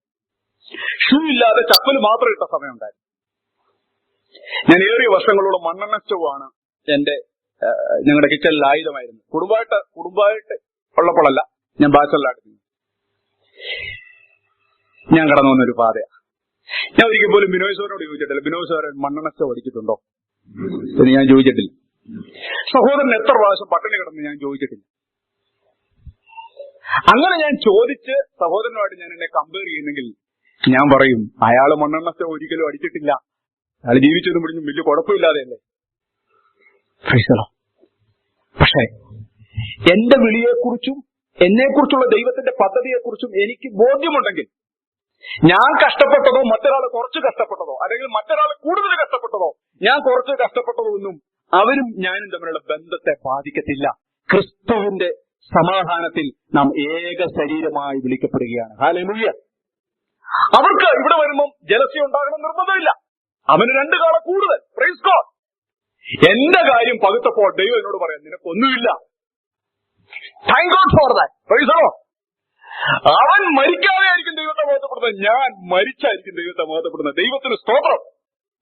എന്നെ ഈ മുന്തിരിത്തോട്ടത്തിൽ ഒരൊരുവായിട്ട് കർത്താവ് നിർത്തിയിരിക്കുക. ഹല്ലേലൂയ. ഞാനൊരു ഹതഭാഗ്യനാ ബ്രദറെ. വേറെ എവിടെയെങ്കിലും കൊണ്ട് നട്ടിരുന്നെ ഞാൻ രക്ഷപ്പെട്ടാനെ അല്ല. Yes, price the Lord. ചിലർക്ക് എങ്ങനെ തോന്നിയിട്ടില്ല, കരിസ്മാറ്റിക് അസംബ്ലിയിലല്ല വേറെ ഏതെങ്കിലും സഭയിൽ പോയിരുന്ന പണ്ട കാർ വാങ്ങിക്കാൻ പറ്റിയാണ്. വിശ്വാസത്തോടെ ഇട്ട സ്വതന്ത്ര കാണിച്ച പലതും അതായി മാറിയേനെ. ഒന്നും നടക്കുന്നില്ല. Price the Lord. ദൈവത്തിനൊന്ന് സ്തോത്രം ചെയ്യാം. ഇന്നത്തെ നിങ്ങളുടെ അവസ്ഥയ്ക്കായിട്ട് ദൈവത്തിനൊന്ന് സ്തോത്രം ചെയ്യാം. ഹല്ലേലൂയ. ഒന്ന് കർത്താവിനെ കരവെടുത്തുന്ന മഹത്വപ്പെടുത്തുക. Praise the lord. ഹല്ലേലൂയ. നമുക്ക് മറ്റൊരു കംപ്ലൈന്റ് ഉണ്ടാവുന്ന 2 ഏരിയ അവിടെ പറഞ്ഞ് ഞാൻ അവസാനിപ്പിക്കും. ലൂസിഫറിനെ ദൈവം വളരെ സൗന്ദര്യത്തോടെ സൃഷ്ടിച്ചു. ലൂസിഫറിന് ദൈവം കൊടുത്ത ഒരു സ്ഥലം ഉണ്ടായിരുന്നു, വാഴ. ദൈവത്തിന്റെ ക്രിയേഷൻ ബ്യൂട്ടിഫുൾ ആയിരുന്നു. നമ്മളതൊക്കെ വായിച്ചിട്ടുണ്ട്, എന്തുകൊണ്ടൊക്കെ അവനെ സൃഷ്ടിച്ചത്. അവനെ ദൈവം ആക്കി വെച്ച ഒരു സ്ഥലമുണ്ട്. പക്ഷെ ലൂസിഫറിന്റെ ഒരു problem, he was not satisfied. ഇതിലും ബെറ്റർ ആകാം എന്നതായിരുന്നു അവന്റെ മനസ്സിൽ എന്നത്തെ ചിന്ത. ഈ സർക്കംസ്റ്റൻസിനേക്കാൾ പുരോഗമിക്കാനുള്ള സാധ്യത എനിക്കുണ്ട്, ഇതല്ല ആത്യന്തികമായിട്ട് എന്റേത് എന്നതാണ് അവന്റെ മനസ്സിലെ ചിന്ത. So he wanted to improve his circumstance. He wanted to improve his circumstance. ആ ഇംപ്രൂവ്മെന്റിലേക്ക് അവൻ പോയപ്പോൾ അതെവിടെ ചെന്ന് അവസാനിച്ചെന്നറിയോ? അവൻ പറയുക, എന്നെ സംബന്ധിച്ച് എനിക്ക് ഇതിനേക്കാൾ കൂടുതൽ പുരോഗമിക്കാനായിട്ട് കഴിയും. ഇത് എന്നെ സംബന്ധിച്ച് മറ്റൊരവസ്ഥ, ഏതോ ഒരു മുന്തിരിത്തോട്ടത്തിൽ കൊണ്ട് എന്നെ ആകിയിരിക്കുക. ഇവിടെ ഒരു അത്തിയായിട്ടല്ല ഞാൻ വളരേണ്ടത്. I have to be in another place and I can progress better way. ദൈവം കൊടുത്തതും ദൈവം ആക്കിയതിലും അവൻ തൃപ്തനല്ല. He couldn't trust and obey. അവന്റെ പാതയിൽ നിന്നാൽ അവന് മുന്നോട്ടോ വഴികളില്ല. അപ്പൊ അവൻ പറഞ്ഞു, ഞാൻ ഉയരെ കയറും, ദൈവത്തിന്റെ സിംഹാസനത്തിന് മുകളിൽ ഞാൻ എന്റെ സിംഹാസനം. He did not satisfy the way God created him. താഴേക്ക് പോയി. പക്ഷേ നിങ്ങൾ ദാവീദിലേക്ക് പോ. തന്റെ സൃഷ്ടിപ്പിനെ കുറിച്ച് ദാവീദ് പറയുന്നത് അത്ഭുതകരമായും അതിശയമായിട്ട്, നീ എന്നെ സൃഷ്ടിച്ചിരിക്കുക, ഞാൻ നിന്നെ വാഴ്ത്തും. ഒരു മനുഷ്യൻ തന്റെ സൃഷ്ടിപ്പിൽ അപര്യാപ്തത കണ്ടപ്പോൾ മറ്റൊരു മനുഷ്യൻ തന്റെ വൈകല്യങ്ങളോടുകൂടിയുള്ള ജീവിതത്തിൽ പൂർണ്ണമായി തൃപ്തി കണ്ടു. ഞാനൊരു കാര്യം ചോദിക്കട്ടെ, ദാവീദാണോ കോമളൻ? അനവധി രത്നങ്ങളോടുകൂടി ഉണ്ടാക്കിയ ലൂസിഫർ ആണോ കോമളൻ? ലൂസിഫർ. പക്ഷെ അവൻ ഒരിക്കലും തൃപ്തിയില്ല. പക്ഷെ ദാവീദിനെ കുറിച്ച് പറയുന്നത് ദാവീദ് വലിയ ഉയരമില്ലാത്തൊരു മനുഷ്യനായിരുന്നു, എനിക്കറിയില്ല. But he priced God. അവൻ ആരാധകനായിരുന്നു. ഹല്ലേലൂയ. തന്റെ വാസസ്ഥലം വിട്ടു. ദൂതന്മാരെ കുറിച്ച് പറയുന്നത് കാരണം എന്താണെന്നറിയോ? ഇരുന്ന ഏരിയ പോരാ, സൗകര്യങ്ങൾ കുറവാ. Praise the lord. പൊന്നുപ്രിയമുള്ളവരെ, കേരളക്കാരനായിരിക്കുന്നതിൽ എത്ര പേർക്ക് സന്തോഷമുണ്ട്? വേണ്ട, ഭാഷാ സ്പിരിറ്റ് അല്ല. കർത്താവ് നമ്മളെ കേരളത്തിലെ ഏതോ ഒരു ഗ്രാമത്തിലെ ജനിപ്പിച്ച് സന്തോഷമുണ്ടോ? വീട്ടുപേരിന്റെ അഡ്രസ്സിന്റെ അകത്ത് ഓച്ചന്തുരുത്തുന്ന ഒരു ചെറിയ പേരുള്ളതുകൊണ്ട് ബുദ്ധിമുട്ടാണോ പറയാനായിട്ട്? സ്ഥലപ്പേര് ദൈവത്തിനറിയാത്ത സ്ഥലമാണോ ഓച്ചന്തുരുത്ത്? ആണോ? അല്ല, ഞാൻ തമാശന് പറയുന്നതല്ല, ഇങ്ങനെ പറയാനേ എനിക്ക് അറിയത്തുള്ളൂ. ഇങ്ങനെ പറഞ്ഞാലേ നിങ്ങൾക്ക് മനസ്സിലാക്കും. അവിടെ ആ ഗ്രാമത്തിലാ ദൈവം. ദൂതന്മാരുടെ പ്രോബ്ലം എന്നറിയോ? തങ്ങളുടെ വാഴ്ച കാത്തുകൊള്ളാതെ വാസസ്ഥലം വിട്ടു. അവര് പറയുന്നത് മെറൈൻ ഡ്രൈവിൽ എവിടെയെങ്കിലും വീടുണ്ടായിരുന്നെങ്കിൽ അവിടെയായിരുന്നല്ലോ. ഞാൻ മറ്റൊരു ഭക്തനെ പരിചയപ്പെടുത്താം. He was totally satisfied with the place where he was born. Paul. അവൻ സകല മനുഷ്യർക്കും അതിരുകളും കാലങ്ങളും നിശ്ചയിച്ചു, ദൈവത്തെ അന്വേഷിച്ച് കണ്ടെത്തേണ്ടതിന് വേണ്ടി. അത് അവന്റെ ഹൃദയത്തിൽ നിന്ന് തൃപ്തിയോടെ പറഞ്ഞ കാര്യമാണ്. Price the Lord. ലൂസിഫർ തന്റെ ജീവിതം സംബന്ധിച്ച് നിരാശനായിരുന്നു.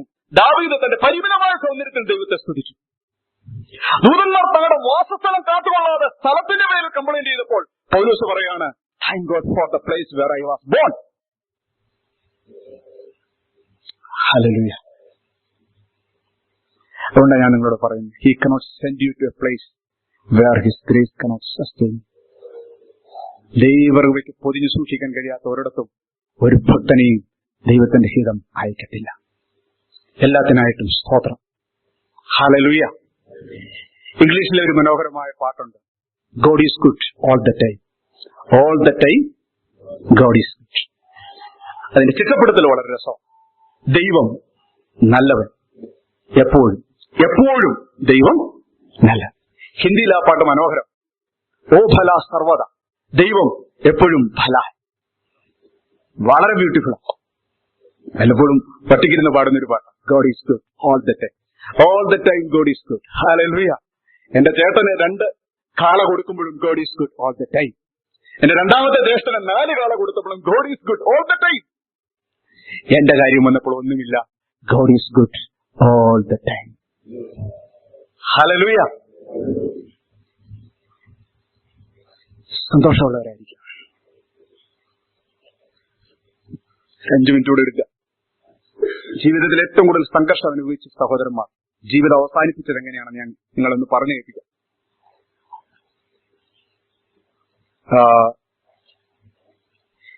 എബ്രായ ലേഖനം 11:21 വാക്യം. പെട്ടെന്ന് പറഞ്ഞു പോവാം, സമയമില്ല. വിശ്വാസത്താൽ യാക്കോബ് മരണകാലത്തിങ്കൽ യോസഫിന്റെ മക്കളെ ഇരുവരെയും അനുഗ്രഹിക്കുകയും തന്റെ വടിയുടെ അറ്റത്ത് ചാരിക്കൊണ്ട് നമസ്കരിക്കുകയും ചെയ്തു. മതി. ദൈവത്തിന്റെ ഭക്തന്മാർക്ക് അവരുടെ ജീവിതത്തിനായിട്ട് ഞാൻ ദൈവത്തിന് സ്തോത്രം ചെയ്തു. നാം ആയിരിക്കുന്ന അവസ്ഥയിൽ നമ്മുടെ വേരുകൾ താഴേക്ക് കൊണ്ടുപോകാൻ ഈ ഭക്തന്മാരുടെ ജീവിതം പര്യാപ്തം. ഈജിപ്തിൽ വരുമ്പോൾ ഫറവോൻ യാക്കോബിനോട് ചോദിക്കുന്നുണ്ട്, അപ്പച്ചന്റെ പ്രായം എത്ര? അപ്പൊ യാക്കോബ് പറയുന്നൊരു വാക്യം, എന്റെ പൊന്നു മോനെ, ഞാൻ 430 അല്ലേ, അതല്ലേ പറയുന്നത് എന്റെ സംവത്സരം? ഓക്കെ, എന്റെ പ്രവാസകാലം ഇത്ര വർഷം എന്ന് പറയുന്നത് എക്സാക്ട് കണക്കിന് 130 അല്ലേ? 430 അല്ല, സോറി. ഓക്കെ, അതല്ല എന്റെ പ്രധാനപ്പെട്ട വിഷയം. അത് ഞാൻ അതിനോട് ചേർത്ത് പറയുന്നൊരു കാര്യമുണ്ട്. അതോ വളരെ ചുരുക്കവും കഷ്ടവും നടന്നു. യാക്കോബിന്റെ ജീവിതം വളരെ കഷ്ടപ്പാട് നിറഞ്ഞ, അബ്സല്യൂട്ട്ലി ഇതുപോലെ ജീവിതത്തിന്റെ കഷ്ടപ്പാട് കണ്ട ഒരു മനുഷ്യൻ ആ കാലഘട്ടത്തിൽ ഇല്ലായിരുന്നു. കാരണം അബ്രഹാം പോലും അത്രയും കഷ്ടപ്പെട്ടിട്ടില്ല, ഇസ്ഹാക്കും അത്രയും കഷ്ടപ്പെട്ടിട്ടില്ല. യാക്കോബ് കഷ്ടപ്പെട്ട മനുഷ്യനാണ്. നിങ്ങൾ ആരെങ്കിലും വീട് വിട്ട് ഇറങ്ങി ഏതെങ്കിലും ഒരു സ്ഥലത്ത് പോയി തലയിണ കല്ലായിട്ട് തലവണയായിട്ട് ഉപയോഗിക്കേണ്ടി വന്നിട്ടുണ്ടോ? വന്നിട്ടില്ല. ഈ മനുഷ്യൻ അങ്ങനെ ജീവിച്ച, വിവാഹം കഴിക്കാൻ വേണ്ടി അമ്മായിപ്പനാൽ പല പ്രാവശ്യം ചതിക്കപ്പെട്ട മനുഷ്യനായിട്ട് ജീവിതത്തിൽ എപ്പോഴും തന്നെ വേട്ടയാടിയിരുന്ന ഏശാവ് ഉണ്ടായിരുന്നു. ജീവിതം പരിക്കനായിരുന്നു, സംഘർഷഭരിതമായിരുന്നു, വൈരുദ്ധ്യാത്മകമായിരുന്നു, വ്യാഖ്യാനം കൊടുക്കാൻ കഴിയാത്തവണ്ണം കലുഷിതമായിരുന്നു. അതുകൊണ്ടാ ഫറവോൻ അപ്പച്ചനെ വയസ്സ് ചോദിക്കുമ്പോൾ ചേർത്ത് വെച്ച് പറഞ്ഞത്, എന്റെ ആയുഷ്കാലം എന്താ കഷ്ടതയുള്ളതും ചുരുക്കോ. പക്ഷെ ഞാൻ നിങ്ങളെ കൊണ്ടുവരാൻ പോകുന്ന ഒരു കൺക്ലൂഷനിലേക്കാണ് ഞാൻ ഈ വചനം കൊണ്ടുവരുന്നത്. ഫെബ്രുവരി 11:21 അവനെ കുറിച്ച് പറയുന്നത്, when at the end of his life, ഒത്തിരി വൈരുദ്ധ്യാത്മകതയുള്ള ജീവിതത്തിൽ, ആ ജീവിതം പരിക്കനായിരുന്നു, അതിന്റെ അവസാനം അവൻ ചെയ്ത ഒരു കാര്യത്തെ കുറിച്ച് പറയുകയാണ്. വടിയിൽ ചാരി യഹോവയെ നമസ്കരിച്ചു. കാള കിട്ടാതെ പോയ, വാഹനമില്ലാതെ പോയ, വീട് വെക്കാൻ കഴിയാതെ പോയ, നന്മ ചെയ്തിട്ടും തിന്മ മാത്രം ലഭിച്ച, കൂടെ നിൽക്കാമെന്ന് പറഞ്ഞവരെല്ലാം കൈവിട്ട ഒരു മനുഷ്യന്റെ പരിക്കൻ ജീവിതത്തിന്റെ അവസാനം ആരാധനയോടെ അവസാനിക്കുക. സഹോദരന്മാരെ, you can be a wonderful worshipper at the end of your life, even if you go through all this up and downs in your life. Then you know that your God is perfect. Praise the Lord. Yes. ഇസ്ഹാക്കിന്റെ ജീവിതം comfortable ആയിരുന്നു, ഒട്ടും ബുദ്ധിമുട്ട് അനുഭവിച്ചിട്ടില്ല. സ്വന്തം ജ്യേഷ്ഠന് അല്ല, സ്വന്തം അപ്പന്. പക്ഷെ യാക്കോബിന് പരിക്കൻ അനുഭവം. നമ്മുടെയൊക്കെ അപ്പന്മാര് നല്ല സുഖമായിട്ട് ജീവിച്ചിട്ട് നമ്മളൊക്കെ അസ്വസ്ഥയോടെ ജീവിച്ചാൽ നമുക്ക് എന്തൊരു ബുദ്ധിമുട്ടാണ്. He had no complaint. At the end he told, I worship my God. പ്രിയമുള്ളവരെ, ജീവിച്ച് ദൈവത്തോടുകൂടെ നടന്ന് ഈ കംപ്ലൈന്റ് മാറണം, ഈ അതൃപ്തി മാറണം, ഈ നിരാശ മാറണം, ഈ ചോദ്യം മാറണം. എന്നിട്ട് ഇന്ന് ചോദിക്കുന്ന പല ചോദ്യത്തിനും ഉത്തരം തരാതിരിക്കുമ്പോഴും മുന്നോട്ട് നടന്ന് നീ വിശ്വാസത്തെ എക്സർസൈസ് ചെയ്ത് ദൈവം നിനക്ക് തന്നിരിക്കുന്ന പാതയിലൂടെ പ്രാർത്ഥിച്ച് സ്തോത്രം ചെയ്ത് പൊക്കൊണ്ടിരിക്കുമ്പോൾ പലതും നീരാവിയായിട്ട് മാറും ദൈവത്തെക്കുറിച്ച്. എന്നിട്ട് നിന്റെ ജീവിതാവസാനം പരിക്കുകളുടെ നടുവിലും ചാരി നിന്ന് യഹോവയെ ആരാധിക്കുന്ന ഒരു ആരാധകനായ ജീവിതാവസാനം. ബ്യൂട്ടിഫുൾ. അത് ക്ലോസ് ചെയ്യുക. മറ്റൊരു മനുഷ്യനുണ്ട്, അത് ഭയങ്കര ചലഞ്ചിങ് ആയിട്ടുള്ളൊരു മനുഷ്യൻ, ഇയ്യോബ്. പുള്ളിയുടെ അടുത്ത് എന്നാണ് ജീവിതം എന്നാന്ന് പറയുന്നത്. പുള്ളി എന്തെങ്കിലുമൊക്കെ ഇച്ചിരി പറഞ്ഞു തരും. ശ്രീ രവിശങ്കരൻ ഒന്നും മനസ്സിലായിട്ടില്ല. ജീവിതം എന്താന്ന് ഇയ്യോബ് പറഞ്ഞത് പിടിയിട്ടിട്ടില്ലെങ്കിലും ജീവന് കുറച്ചുകൂടെ പറയാം. എല്ലായിടത്തും മറിച്ചു, കോരിയെടുത്ത് കീഴ്മേൽ മറിച്ചു, ദോശയൊക്കെ മറിക്കുന്നില്ല, ഒരു കുഴപ്പമില്ല നടക്കാറ്. നല്ല ആരോഗ്യത്തോടെ സന്തോഷത്തോടെ സ്തോത്രം, ഹല്ലേലൂയ, പ്രാർത്ഥന, എല്ലാം വളരെ നീറ്റ്. പക്ഷെ ഒരു ദിവസം അറിഞ്ഞത് പിള്ളേരെ 7 പേരും മരിച്ചു. 7000 ആട്, 3000 ഒട്ടകം, 500 കാള, 500 പെൺകഴുത എല്ലാം മരിച്ചു. തന്റെ വീടിന് ചുറ്റും 4 സൈഡിലും പടിഞ്ഞാറ് വശത്ത് ഒട്ടകത്തെ അടക്കിയിരിക്കുന്നു, തെക്ക് വശത്ത് കാളയെ അടക്കിയിരിക്കുന്നു, പുറകു വശത്ത് ആടിനെ അടക്കിയിരിക്കുന്നു, മുൻവശത്ത് പിള്ളേരെ അടക്കിയിരിക്കുന്നു. പുള്ളിയുടെ വീട് ഇപ്പോ സെമിത്തേരിക്ക് നടുവില. എല്ലാവരുടെയും ശവോടക്കം കടഞ്ഞ് ഞാൻ ഇത്ര എണ്ണത്തിന് അടക്കണേ തന്നെ എന്നാ ബുദ്ധിമുട്ടാണ്. ഇത്രയും പേര് ഏതാ ആടുമാടുകളും എല്ലാം ഇതിന്റെ എല്ലാം നടുവിൽ മനോഹരമായ വീട് ഇപ്പൊ സെമിത്തേരിക്ക് നടുവില. ആരും അങ്ങോട്ട് വരവില്ല, പോക്കില്ല. ചാണകം മാറാൻ വന്നവരൊന്നും ഇപ്പൊ വരുന്നില്ല. കാരണം അവരെല്ലാം മരിച്ചുപോയി. ചാണകം മാറേണ്ട ആവശ്യമില്ല, പശു ഇല്ലല്ലോ ഇപ്പൊ. എന്ന് പറഞ്ഞാൽ സാധാരണക്കാരൻ പോലും വീട്ടിൽ കയറാറായി. എല്ലാവരുടെ ശവോടൊക്കെ കഴിഞ്ഞ് സ്വസ്ഥനാകാമെന്ന് വിചാരിച്ചിരുന്നപ്പോ ഒരു ദിവസം കുളിക്കാൻ കയറിയപ്പോ ഇവിടെ ഒരു ചൊറിച്ചില് പോലെ തോന്നി. ആ ചൊറിച്ചില് പിന്നീട് വലിയ ചൊറിച്ചിലായി മാറി, ദേഹം മുഴുവൻ വ്രണമായിട്ട് മാറി. പിന്നെ അദ്ദേഹം നേരെ പോയത് കട്ടിലേക്കല്ല, ചാരത്തിലേക്കാ പോയത്. ശവോടൊക്കെ കഴിഞ്ഞ് 40-ാം ദിവസം പോലും ആയി കാണത്തില്ല. നേരെ ചാരത്തിലേക്ക് ഒരു ഓട്ടുകഷ്ടമായിട്ട് കയറി അവിടെ ഇരുന്ന് ഈ മനുഷ്യൻ ദേഹം മുഴുവനും വരഞ്ഞുകൊണ്ടിരുന്നു. കുറ്റമില്ലായ്മ കൈകഴുകിയ ഒരു മനുഷ്യനാകട്ടോ, സത്യസന്ധനായ മനുഷ്യനാണ്, ദൈവത്താൽ പൂർണ്ണ സാക്ഷ്യം പ്രാപിച്ച മനുഷ്യൻ. അങ്ങനെ ഉരച്ചോണ്ടിരിക്കുമ്പോൾ അദ്ദേഹത്തിന്റെ ഭാര്യ വന്നിട്ട് പറഞ്ഞു, ഉരച്ചോണ്ടിരുന്നു ഇങ്ങനെ ഒരു പ്രയോജനമില്ല, നീ ദൈവത്തെ തള്ളി പറഞ്ഞിട്ട് നീ ആത്മഹത്യ ചെയ്യുകയാണെങ്കിൽ കുറഞ്ഞ പക്ഷെ എന്റെ ജീവിതമെങ്കിലും രക്ഷ. ഹല്ലേലൂയ. ജീവിതത്തിന്റെ പരുക്കൻ അനുഭവങ്ങളിലൂടെ പോയവരാ, ദൈവത്തെ സ്നേഹിച്ചിട്ട് ജീവിതം കൈവിട്ടുപോയി എന്ന് തോന്നുന്ന ജീവിതക്കാരൻ. ദൈവം 38-ാം അധ്യായത്തിൽ ചുഴലിക്കാറ്റിൽ പുള്ളിയുടെ വീട്ടിൽ വന്നു. അപ്പൊ എന്റെ വിശ്വാസം ശരിയാണെങ്കിൽ ചുഴലിക്കാറ്റ് വരും പുള്ളി ഓർത്ത് ഇനിയും ഇതുകൊണ്ടൊന്നും അവസാനിക്കുന്നില്ല, ഇനി ഇത് തകർക്കാനുള്ള പരിപാടിയാണ്. പക്ഷെ ദൈവമാവുന്നു. എനിക്ക് ദൈവം ചോദിക്കുന്ന ചില ചോദ്യങ്ങളുണ്ടോ, അത് ഒരു ഫിലോസഫിയാണ്. That we have to read it.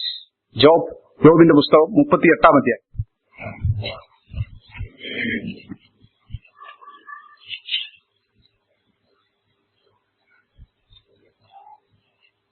നാലാമത്തെ വാക്യം. കുറെ ചോദ്യങ്ങൾ ദൈവം ചോദിക്കുക. എല്ലാ ചോദ്യവും നമ്മൾ പറയുന്നില്ല. ഞാൻ ഭൂമിക്ക് അടിസ്ഥാനമിട്ടപ്പോൾ നീ എവിടെയായിരുന്നു? Price the Lord. സുനാമിക്കാരോടൊക്കെ ദൈവത്തിന് ചോദിക്കാനുള്ളത് ഇതാ. എന്ന് പറഞ്ഞാൽ സുനാമിയിൽ ഇത്ര പേര് മരിച്ചു പോയല്ലോ എന്ന് പറഞ്ഞ് ഭാരപ്പെട്ടിരിക്കുന്ന ദൈവത്തോട് കുണ്ഠിതപ്പെട്ടിരിക്കുന്നവരുടെ കർത്താവ് ചോദിക്കുന്ന ചോദ്യാവലികളായത് നമ്മൾ ഇടയ്ക്കിടയ്ക്ക് വായിക്കുന്ന. ഞാൻ ഭൂമിക്ക് അടിസ്ഥാനമിട്ടപ്പോൾ നീ എവിടെയായിരുന്നു? നിനക്ക് വിവേകമുണ്ടെങ്കിൽ പ്രസ്താവിക്കും. എനിക്ക് ദൈവത്തിന്റെ ആ ഭയങ്കര സാഹിത്യ ദൈവം ഉപയോഗിക്കുന്നത്. ദൈവം അതിൻ്റെ അകത്ത് ചില ഭയങ്കര ട്രിക്ക് ചോദ്യങ്ങൾ ചോദിക്കുന്നുണ്ട്. അയ്യോവേ, ഈ പകലെ ഇരുട്ട് എവിടെയാ കിടന്ന് ഉറങ്ങുന്നറിയാവോ? വിശ്രമിക്കുന്നു. ഈ രാത്രി കഴിഞ്ഞ് പുള്ളി പോകുന്ന വഴി നിനക്കറിയാവോ? ഇരുട്ട് രാത്രി പകൽ എവിടെ കിടന്ന റെസ്റ്റ് എടുക്കുന്നു. ഒരു വലിയ ബുദ്ധിമുട്ടാ ചോദ്യത്തിന് ഉത്തരം പറയാം. പിന്നെ ഒരു ചോദ്യമുണ്ട്, കാട്ടാടുകളുടെ പ്രസവകാലം നിനക്ക് അറിയാം? താവോട്ട് വായിച്ചാൽ നമുക്ക് അതിന്റെ ഒരു സാമ്പിളൊക്കെ കിട്ടും. അതിന്റെ അളവ് നിയമിച്ചവൻ ആർ? നീ അറിയുന്നു? അല്ല, അതിന് അളവുനൂൽ പിടിച്ചവൻ ആ.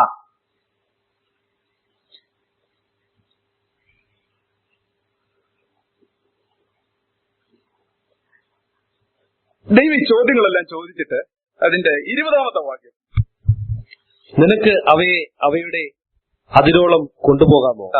അവയുടെ വീട്ടിലേക്കുള്ള പാത അറിയാമോ? 21-ാമത്തെ വാക്യം, നീ അന്നേ ജനിച്ചിരുന്നുവല്ലോ, നിനക്ക് ആയുസ്സും ഒട്ടും കുറവല്ലല്ലോ, നീ അത് അറിയാതിരിക്കുമോ?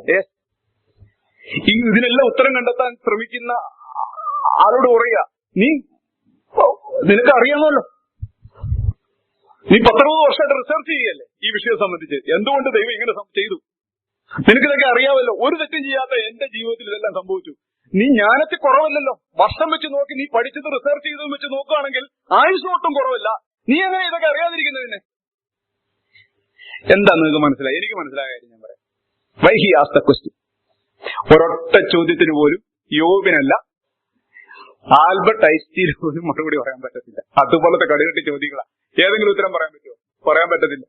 ഭൂമിയിൽ ജനിച്ചു വളർന്ന സകല ബുദ്ധിമാനും ദൈവം ചോദിച്ച ഈ ചോദ്യത്തിലെ ഒരു ചോദ്യത്തിന് പോലും ആൻസർ കൊടുക്കാൻ പറ്റത്തില്ല.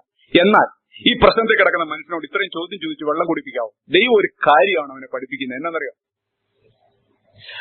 ഞാൻ ഈ ചെയ്ത പല കാര്യങ്ങളുടെ അർത്ഥം നിനക്ക് അറിയത്തില്ല. ഇതൊക്കെ എന്തിനാണ് ഞാൻ ചെയ്തതെന്ന് നിനക്കറിയത്തില്ല.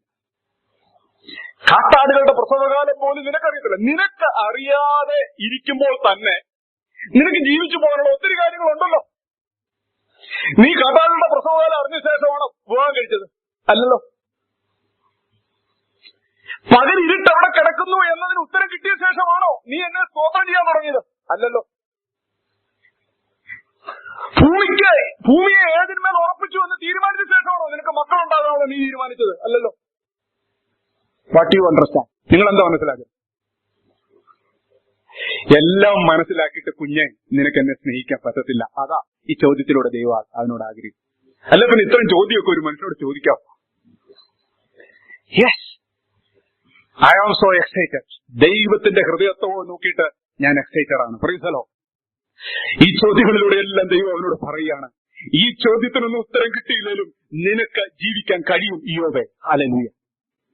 നിന്റെ ജീവിതത്തോടുള്ള ബന്ധത്തിലുള്ള ചോദ്യങ്ങൾക്ക് പോലും ഉത്തരം തരാതെ തന്നെ നിനക്ക് എന്നിൽ ആശ്രയിച്ച് ജീവിക്കാൻ കഴിയും.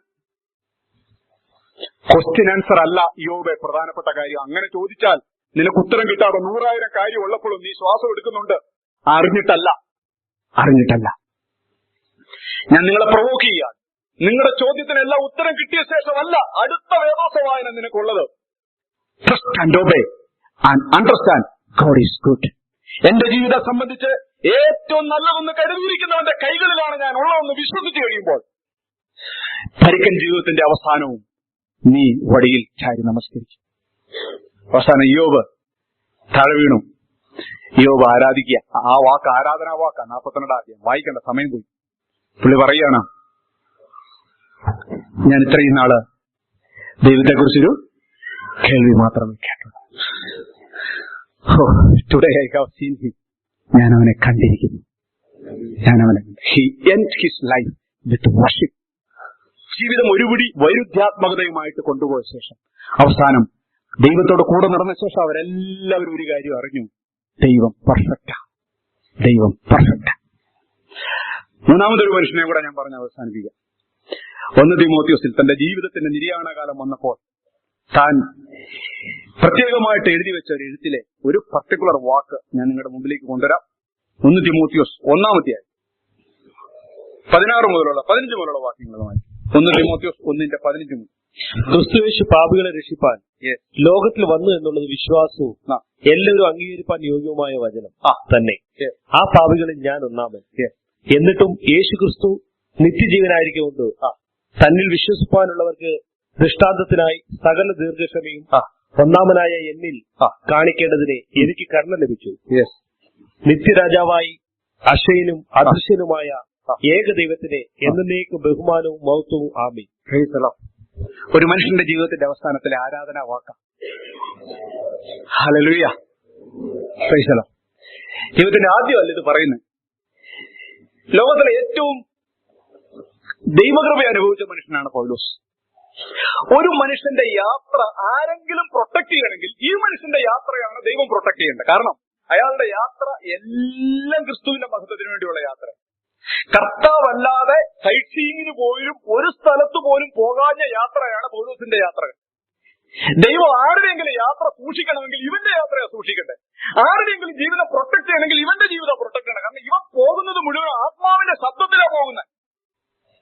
പക്ഷെ നിങ്ങൾക്കറിയാവോ, ലോകത്തിൽ ഈ മനുഷ്യൻ യാത്രയിൽ സഫർ ചെയ്ത് അത്രത്തോളം ഒരു മനുഷ്യന് സഫർ ചെയ്തിട്ടില്ല. കേറുന്ന കപ്പലൊക്കെ പീസായിട്ട് ഓടിയുന്നു.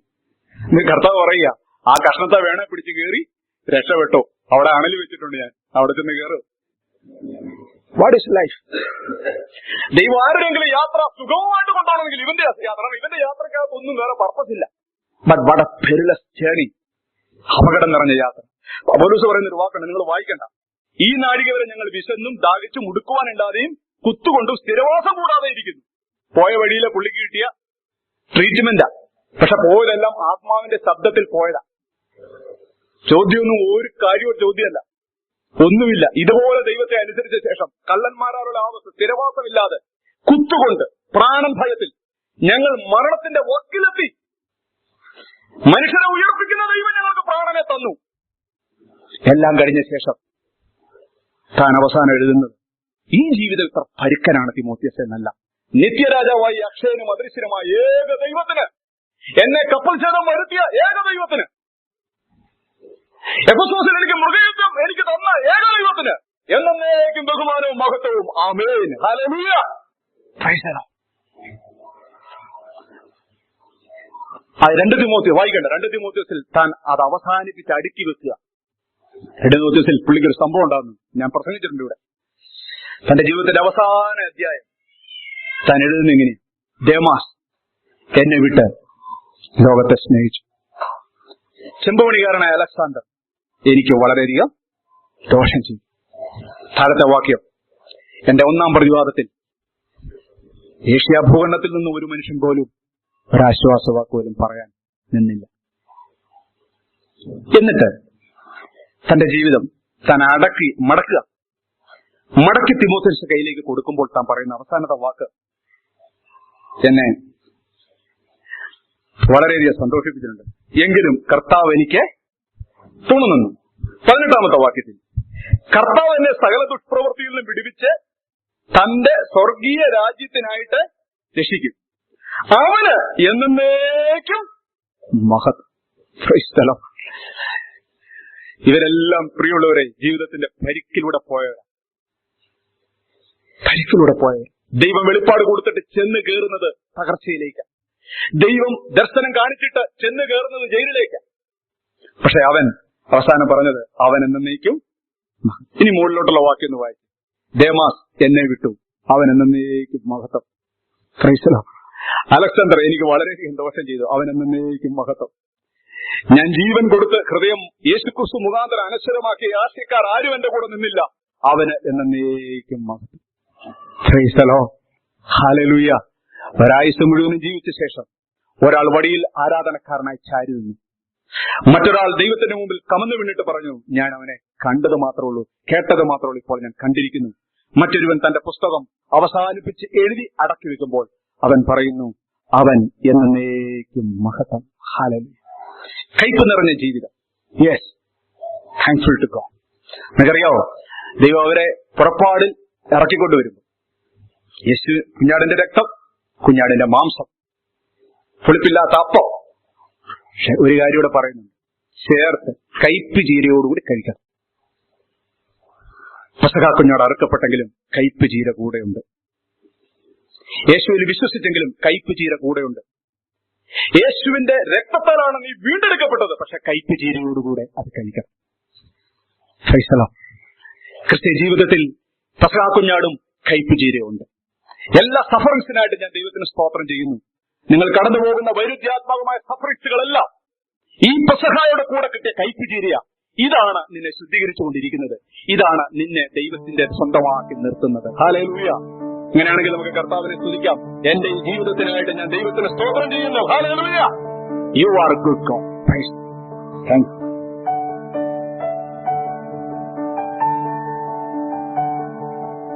ഈ സന്ദേശം ശ്രവിക്കുക മൂലം നിങ്ങളുടെ ഹൃദയത്തിൽ നല്ല ചില ആഗ്രഹങ്ങൾ ഉൾപ്പെടുത്തുമെങ്കിൽ ഞങ്ങൾ കൃതാർത്ഥനായി. കൂടുതൽ ആത്മീയ സന്ദേശങ്ങൾ കേൾക്കുവാൻ www.charismaticassembly.org